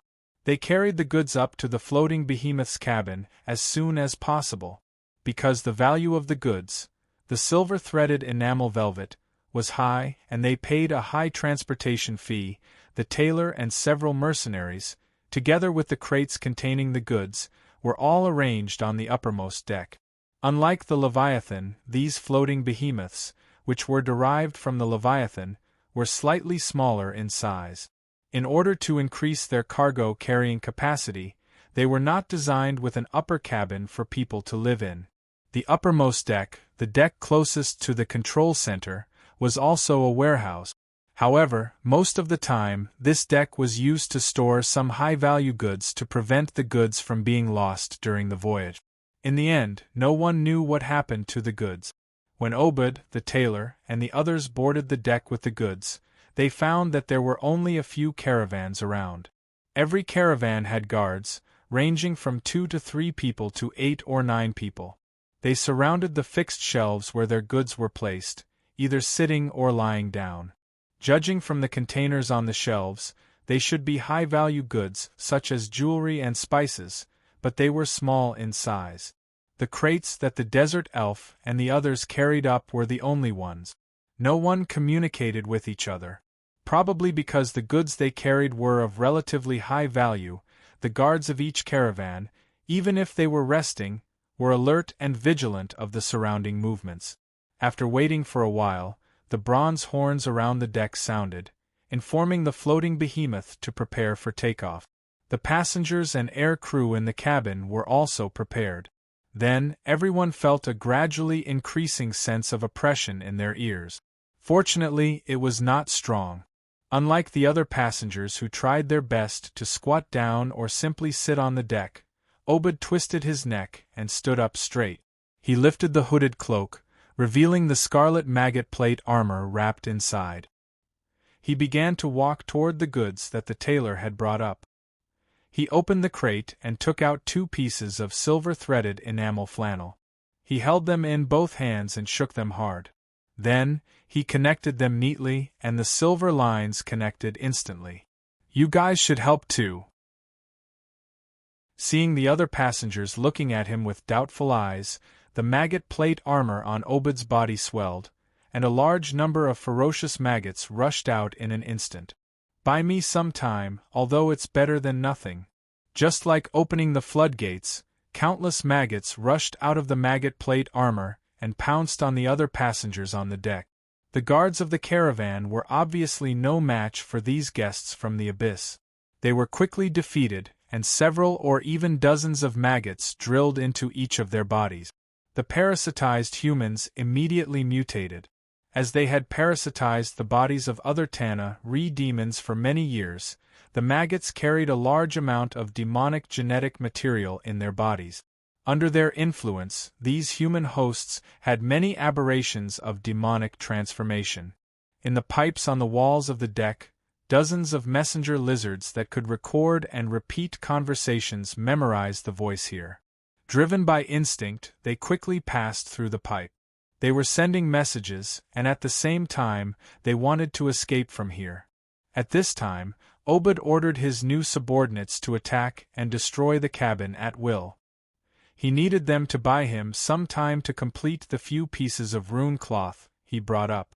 As long as he could complete the runes filled with demonic power, he could borrow the power of more maggot lords to suppress the consciousness of the floating behemoth. After that, Obed would let them go all the way west and deliver an unexpected gift from the sky to the Megalosaurus Pasha, who had been caught in the assassination, according to the plan. Chapter 264. More than 30 standard crates of silver-threaded enamel flannelette were assembled into an enormous rune carpet that covered the entire uppermost deck of the suspension cabin of the floating behemoth. The aura of chaos and destruction flowed out of the flashing runes, spreading to every inch of the deck. Other than the mercenary and the tailor, all the humans, including the 2 men brought by aboard, had been infected by the acid mist worm demons and mutated into horrifying and deformed half-demonic creatures. The Dragonborn clan's aviators had long known about the anomaly inside the floating behemoth thanks to the messenger lizard's report. They wore the special aviation version of the fanatic armor, used the steam-repeating crossbow developed by the ogre Neru, and bravely dealt with the attacking monsters. The floating behemoth, which was a derivative of the Leviathan, immediately used the antenna set up above its body to amplify and use psionic communication means to transmit the situation here. It also called for help from the headquarters of the scales of the Eternal Order Chamber of Commerce. The aviators in the dye cabin desperately threw fuel, stored syrup, and other organic matter into the biological furnace to provide for the Leviathan derivative's proliferation, creating a new type of defensive or offensive organ. Several tentacles had snaked down the chain from the floating behemoth's body and invaded the cabin wall. Some were responsible for protecting the passengers and cargo inside the lower deck, while others rushed to the upper deck and fought the mutated half-demonic creatures head-on. The Burning Sky Traveler can't do that. After the battle began, Aubert, whose body and mind had been taken over by the worm plate armor, saw the gigantic tentacles with serrated mouthparts attacking the half-demon in a frenzy. He furrowed his brows and gave a detailed assessment. But it did not take long before he relaxed and became enthusiastic again. We have to collect more flesh samples. After all, this is the future of the Burning Sky Traveler. The Leviathan derivative's attack was deadly, and the Dragonborn clan's counterattack was also very tenacious. But the half-demonic mutated creatures with sharp teeth and claws and tumor-like scales were not aboard's last resort. For the demon servant codenamed Mercenary, they were just consumables, and their only use was to buy some time. When the last piece of rune cloth flashed, a sinister shadow began to appear in the center of the highest deck. With the command of the desert elf wearing the worm-like armor, the demonic power that had been strengthened multiple times gradually solidified and even began to boil. Spatial cracks that exuded a terrifying pressure appeared in the material plane. Despair, panic, this taste is great. The voice of the demon lord came from the crack. The tentacles that were trying to enter the cabin door on the deck seemed to have been cut by a sharp chainsaw and turned into pieces all over the ground. The remaining parts quickly retreated. Almost all the living creatures in the suspension cabin were affected. They were devoured by the acid mist worms that broke out of their bodies amidst their miserable cries. Aboard, who was wearing the worm armor, and the tiefling female spy knelt down in fear. Great Master, ruler of the acid fog canyon plain, creator of the acid fog worms of the bottomless abyss, please listen to the request of your humble servant. The desert elf opened his hands and allowed the acid worms to crawl all over his body. Please tame this floating behemoth and let it bring death to our enemies. Let its destruction show your dark glory. With his prayer, the tyrant worm in the bottomless abyss passed through the space crack and let out an even more powerful force. The silver threads on the rune cloth, which were camouflaged to seal the evil power, all burned. The souls sealed in the rune cloth became particularly active due to the lack of restraint. The entire deck seemed to be covered with a layer of sticky and evil souls. Along with the tyrant worm's incantation, the power of the vengeful spirits was pushed to the limit. The power of resentment they gathered due to their wrongful deaths formed the most powerful curse, and its target was the Leviathan behemoth spawn that was desperately trying to sever the hangar's chains. The floating behemoth had already sensed the threat. After a simple communication with the headquarters of the Scale of Perpetual Order, it began to use the thorny tentacles that were mutated from its flagella to cut the metal and beast tendons that bound the chains. The chains that were originally used to support the weight of the floating behemoth were undoubtedly of excellent quality. In addition, the acid worms attached to the chains used their own bodies as a barrier to resist the tentacles' cutting.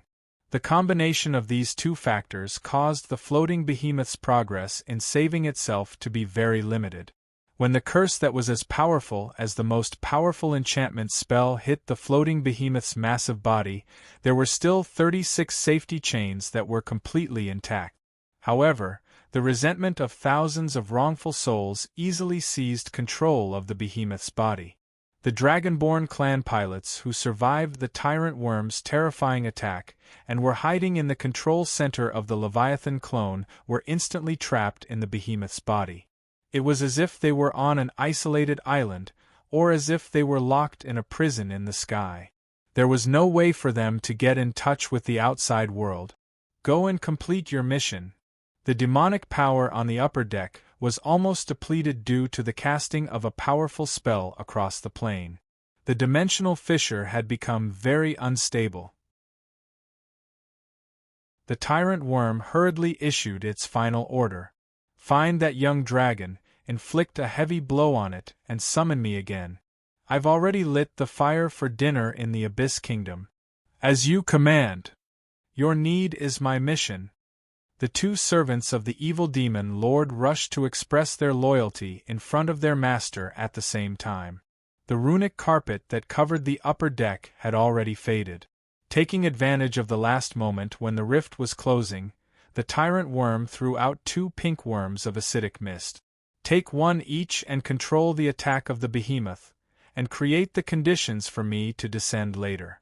Before its voice died away, the space crack that connected to the acid fog canyon in the bottomless abyss suddenly collapsed, leaving only a few electric sparks to prove its existence.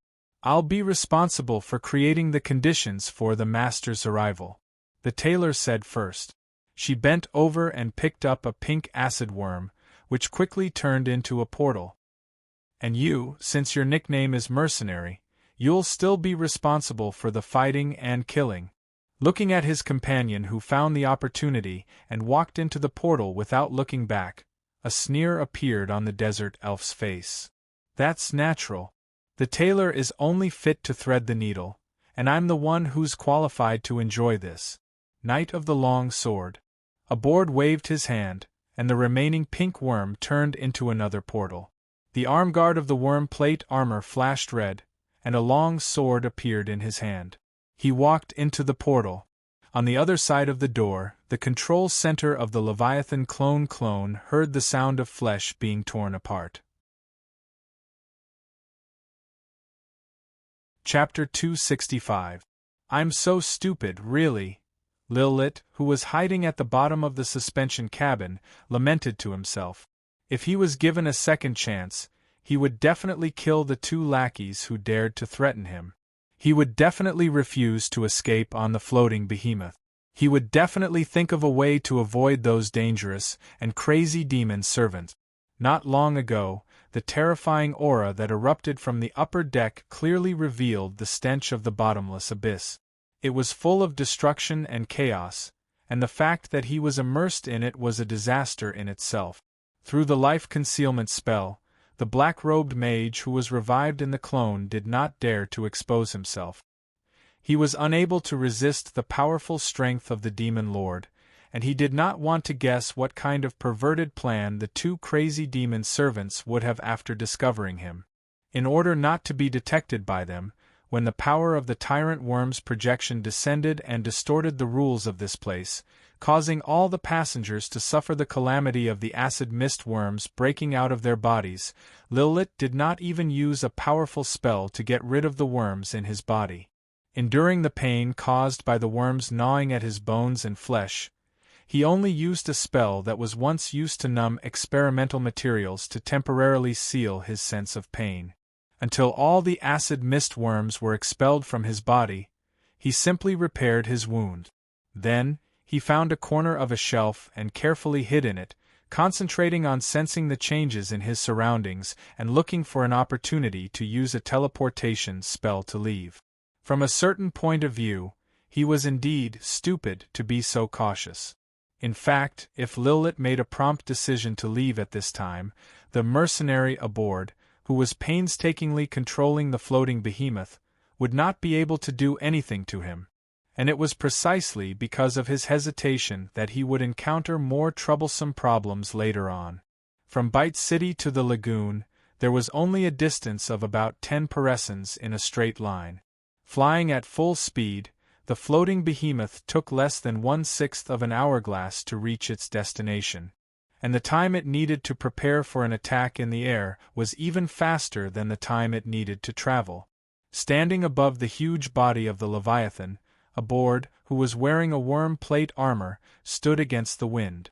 The leg armor wrapped around his calf and was completely immersed in the flesh and blood of the behemoth, constantly absorbing nutrients. While strengthening himself, he also gave birth to a group of airborne troops. At this time, the floating behemoth was like a rotten apple, parasitized by the acid mist worms that looked like fruit flies. Benefiting from the rich life energy of the behemoth, the worms rapidly matured and mutated at a speed visible to the naked eye. Some of them grew chitin shells, while others grew tumor-like scales. Their round bodies tore apart, and arms with sharp claws and strong legs stretched out one after another. Around their mouthparts, which were originally used for eating, terrifying chelicerae grew out, dripping with a strong corrosive green acid. Like a trypophobia sufferer in his worst nightmare, the half-demons that grew from the metamorphosis of the acid mist worms, they were not pure demons of the lower realm who had body and soul as one, were all crouching in the shallow pits on the surface of the Leviathan's body, waiting for their commander's command. Even if they were high up in the air, they would jump down in one fell swoop. Evacuate before the behemoth hits the ground.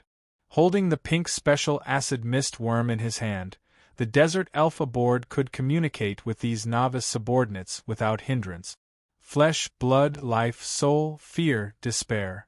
You can do whatever you want, but remember not to leave any residue behind.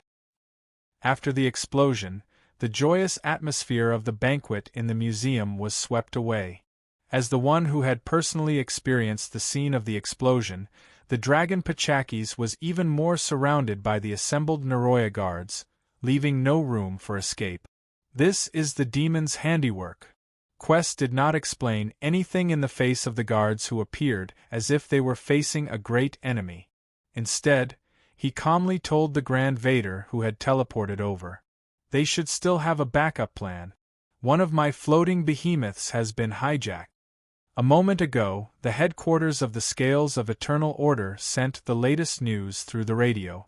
Although Keyes did not know the other party's specific plan, before the assassin self-destructed, he shouted, "Art is an explosion," which gave Keyes a rough guess. It was most likely an old acquaintance. The young Blue Dragon's guess was very accurate, but he could not understand why the tyrant worm, who was being attacked by the Bator Expeditionary Army and the evil Dragon Court, would have the leisure to spend so much energy to take revenge on him. Although he knew that with the Demon Lord's means, as long as he was willing to put in the effort, he would most likely be able to find him. According to the Dragon Queen's temperament, if the tyrant worm dared to touch the clergy field related to the Megalosaurus, she would naturally fight to the death. Since Keyes landed in the Acid Fog Canyon and connected it to Bator, there were legendary pentashade dragons washing the ground with dragon flames every day. It could be said that if not for the fact that the acid fogworm was good at digging holes and hiding, it would have long been extinct. Although most of the demon's actions were chaotic, it was a matter of life and death. With the wisdom of a demon lord, he should be able to distinguish the priorities. If he's in a hurry to take revenge, it must be related to the crisis he's facing now. After changing his way of thinking, Keyes' thoughts gradually became clearer. If he wants to solve the crisis, he must win a partial bloody battle. There are only two ways: either strengthen himself or find allies. The latter speculation had nothing to do with the tyrant worm descending to the material plane. In other words, his act of vengeance could strengthen his own power. He is seeking to be apotheosized. Among the priesthoods he covets, besides dragon, it may also include revenge and revenge. Suddenly, Quest caught on to the main point and cleared his thoughts. His act of vengeance against me is to fulfill his priesthoods and strengthen the tyrant worm's power. Thinking of this, the young blue dragon's uneasiness eased. Although he still could not let his guard down, at least he had figured out the other party's needs and could make targeted arrangements according to his need. He would not be led by the nose all the time. Revenge is his core need, then. While Quest was pondering, he suddenly felt a faint wave of psionic energy coming from the sky above his head. Combined with the information he received from the Scales of Eternal Order, he immediately realized where the next attack would come from. The Grand Vader. He did not say anything. He believed that the Grand Vader, as the strongest spellcaster in Medic, must have his own means to discover the abnormal situation above his head. Chapter 266. Fortune is accompanied by misfortune, and misfortune is accompanied by fortune. This is a pattern that I've concluded after many years of business operations. In the early days of the Scale of Perpetual Order, business was booming and flourishing. But who would have thought that in the capital of the United States of America there would be an unexpected loss, and business would even come to a standstill? And all of this was due to that frightening Knight of the Long Blades. Santos Ben Jozer's message to his descendants, written by Santos, the founder of the Sand Rhino family and an early member of the Scale of Perpetual Order. 2 flowers bloomed, one on each side. Apart from the Desert Elf mercenary group leader who wanted to severely injure Keyes, there was also a demon servant, a female tiefling spy codenamed Taylor, who was busy with her own work. She walked out of the teleportation portal and directly returned to Kanawha Street in the southwest district of Bite City. She appeared in her colorful tent. The moment her feet touched the ground, she walked towards the corner of the tent. There was a huge treasure chest there. From the outside, this treasure chest seemed to be made of oak with iron-clad corners. It also had 4 strong legs that resembled lion claws. 2 strong companions had expended a tremendous amount of effort to bring this treasure chest here. However, just like Oberd, the female tiefling spy didn't have the time to look for stronger companions, especially when she was about to carry out a secret mission. Come here. The low cupboard began to glow. The 2 metal legs of the cupboard began to move as the lion claws stretched out. The cupboard began to move forward. This heavy cupboard walked towards Taylor in its own unique way.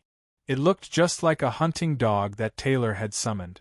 Finally, a few inches from its mistress, it stopped and waited for a new command. Open! With a long creak, the cupboard door opened. Taylor turned around in satisfaction and reached out towards the numerous items hanging from her. A small piece of something automatically fell down and landed in her waiting palm. The female tiefling spy, who was half a spellcaster, stuffed it into the cupboard and then moved on to the next item. One by one, Taylor placed a pile of items into the cupboard. If someone was watching from the side, they would realize that no matter how many things were placed in the cupboard would never be full. This seamstress was always able to find enough space, and there was no exception every time. Just as the work was coming to an end, the tailor suddenly felt a chill run down his spine. She immediately turned around. After searching for a while, she finally found a shadow standing beside her. Hey! You're finally back. Where have you been? The half-demon dog-headed man did not answer at first. Its shadow was almost completely hidden in the folds of the tent. After using sacrificial strike in the Museum of the Grand Dimensional in the lagoon, it still had lingering fears. The explosion instantly destroyed the assassin's body, but it also blew away the smoke crystal powder on his body. This allowed him to use his special skill at the last moment, temporarily transforming into a shadow creature and using the shadow reconstruction ability to escape with his life. Tell me, where did that mercenary go? You promised me. To the tailor's surprise, the resurrected, half-demon dog-headed man actually became more eloquent. It was as if he was a completely different person from the silent assassin that the demon lord had originally rewarded him with. But this was exactly what she wanted. After all, the tailor had long since wanted to kill that desert elf. He's currently launching a second attack on the museum. Taylor carefully walked to the candlestick in the middle of the tent so that there wouldn't be too many shadows around her. I'll fulfill my promise, but not now. Master has arranged a new mission for you and me. After putting the last item into the cupboard, the tailor reached out and wiped the cupboard that had been activated. The cupboard instantly locked and gradually shrunk to the size of a dressing box, which was held in its owner's hands. I'll be responsible for creating panic. The tiefling spy recited a long incantation. The tent she was in suddenly collapsed and transformed into numerous worms. Under the cover of the night, the worms wriggled towards the corners of the street. And you'll only be responsible for killing. After the museum's guests were checked, they hurried back to bite from the lagoon area one by one. This great city was still immersed in the aftertaste of Opat Festival. Many city residents who had just gotten rid of their hangovers once again walked out of their homes to continue the debauchery that they hadn't had the chance to enjoy yesterday.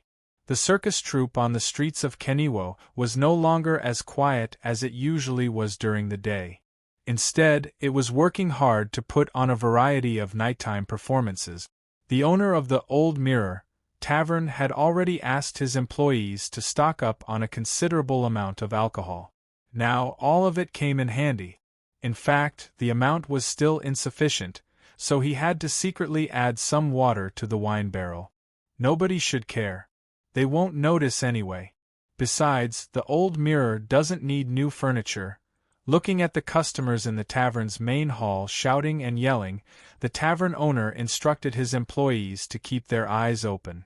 If there was a sign that touching would turn into fighting, he must call the newly hired guards to solve the problem. It's not cheap to hire these people, the tavern owner secretly thought to himself. He picked up the account book made of papyrus and looked at it for a while. Since he had nothing to do, he found a rag and began to wipe the various decorations on the bar counter. When he wiped a skull candle holder bought from a vendor in the archipelago, he inexplicably felt a little uncomfortable. The skull seemed to have a twisted smile, as if it was cheerfully inviting him to join its ranks forever. What an unlucky thing! At this moment, he seemed to have forgotten how eager he was to take out his money pouch when he heard the peddler say that this rather strange ornament could bring him fortune. "I'll return it at dawn. If that profiteer dares to stab me, I'll find someone to beat him up." Just when he was considering whether he should ask the profiteer for more compensation for the mental damage, a disgusting worm suddenly protruded from the eye sockets of the skull, giving the tavern owner quite a fright. What the hell? It was the same word that the tavern owner had in mind, but it did not come out of his mouth. A drinker who saw the tavern owner's showdown first roared, then took a big gulp of lager and smashed the oak cup on his opponent's head. The painful cry of a broken head and the scuffle after the table was flipped seamlessly intertwined. Chaos and violence quickly spread from one point to the other, quickly spreading to the entire tavern. Not long after, the tavern's waiters and guards were all wrapped in the chaos. At first, it was just fists, soles of shoes, and tables and chairs flying. Later, someone took out a knife first, and the situation suddenly became out of control. Everyone wanted to protect themselves, but in fact, they were all launching indiscriminate attacks on others. Terrified, the owner of the tavern tried to escape with an agility that did not match his fat body. However, he accidentally knocked the skull candlestick to the ground, and the wax dripped onto the worm that was squeezed into a pile of mud by the skull and the ground, burning fiercely. In an instant, the entire tavern was set ablaze, and the flames and panic began to spread at the same time. After withstanding a few punches and kicks that came from nowhere, and dodging a beer barrel that was thrown from nowhere, the tavern owner quickly ran to the street, wanting to seek help from others.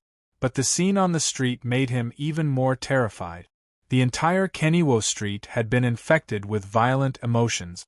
It seemed that everyone had the impulse to commit violence against the people around them, and carried out this desire without any scruples.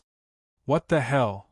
With his body, which was half a foot wider than a door, he knocked away a pedestrian who tried to attack him, and then restrained the thought of stabbing the kitchen knife in his hand into the other person's throat. I have to find a safe place. The question of where was safe did not bother him for long. As the cousin of Santos, the big boss of the Sand Rhino Caravan and the senior manager of the Scale of Perpetual Order, he decided to flee to the terminal near the southern wall of Bite City to seek shelter at the first opportunity. With his shrewdness, it was not difficult for him to guess that there must be a mastermind behind this sudden disaster. And as a commoner, the best way to face a disaster was to quickly rely on the strong. As for how to stop this disaster, it was a problem that the aristocrats of Bite City and even Pharaoh had to consider. At the very least, the Imperial Guards would be dispatched to suppress the riot. The only choice he could make now was to not cause trouble for them. Although the street was in chaos, the tavern owner had lived in Bite City for more than 10 years and was very familiar with almost every alley here. In addition, Keniwo Street was not far from the southern wall, so it only took him about a quarter of an hourglass to reach the gate of the terminal. Halt! After receiving the news that the floating behemoth was hijacked, all the guards of the terminal entered the highest state of alert. They put on their armor, picked up their weapons, and set up layers of isolation zones near the terminal. Phew! It's me, the tavern owner panted heavily because of the fierce running and showed the official seal given to him by his cousin. I'm a relative of Santos of the Sand Rhino Caravan. I'm here to seek shelter. As he spoke, He gestured to the guards and pointed behind him. Many mobs with bloodthirsty eyes were holding all kinds of weapons and rushing toward the terminal aggressively.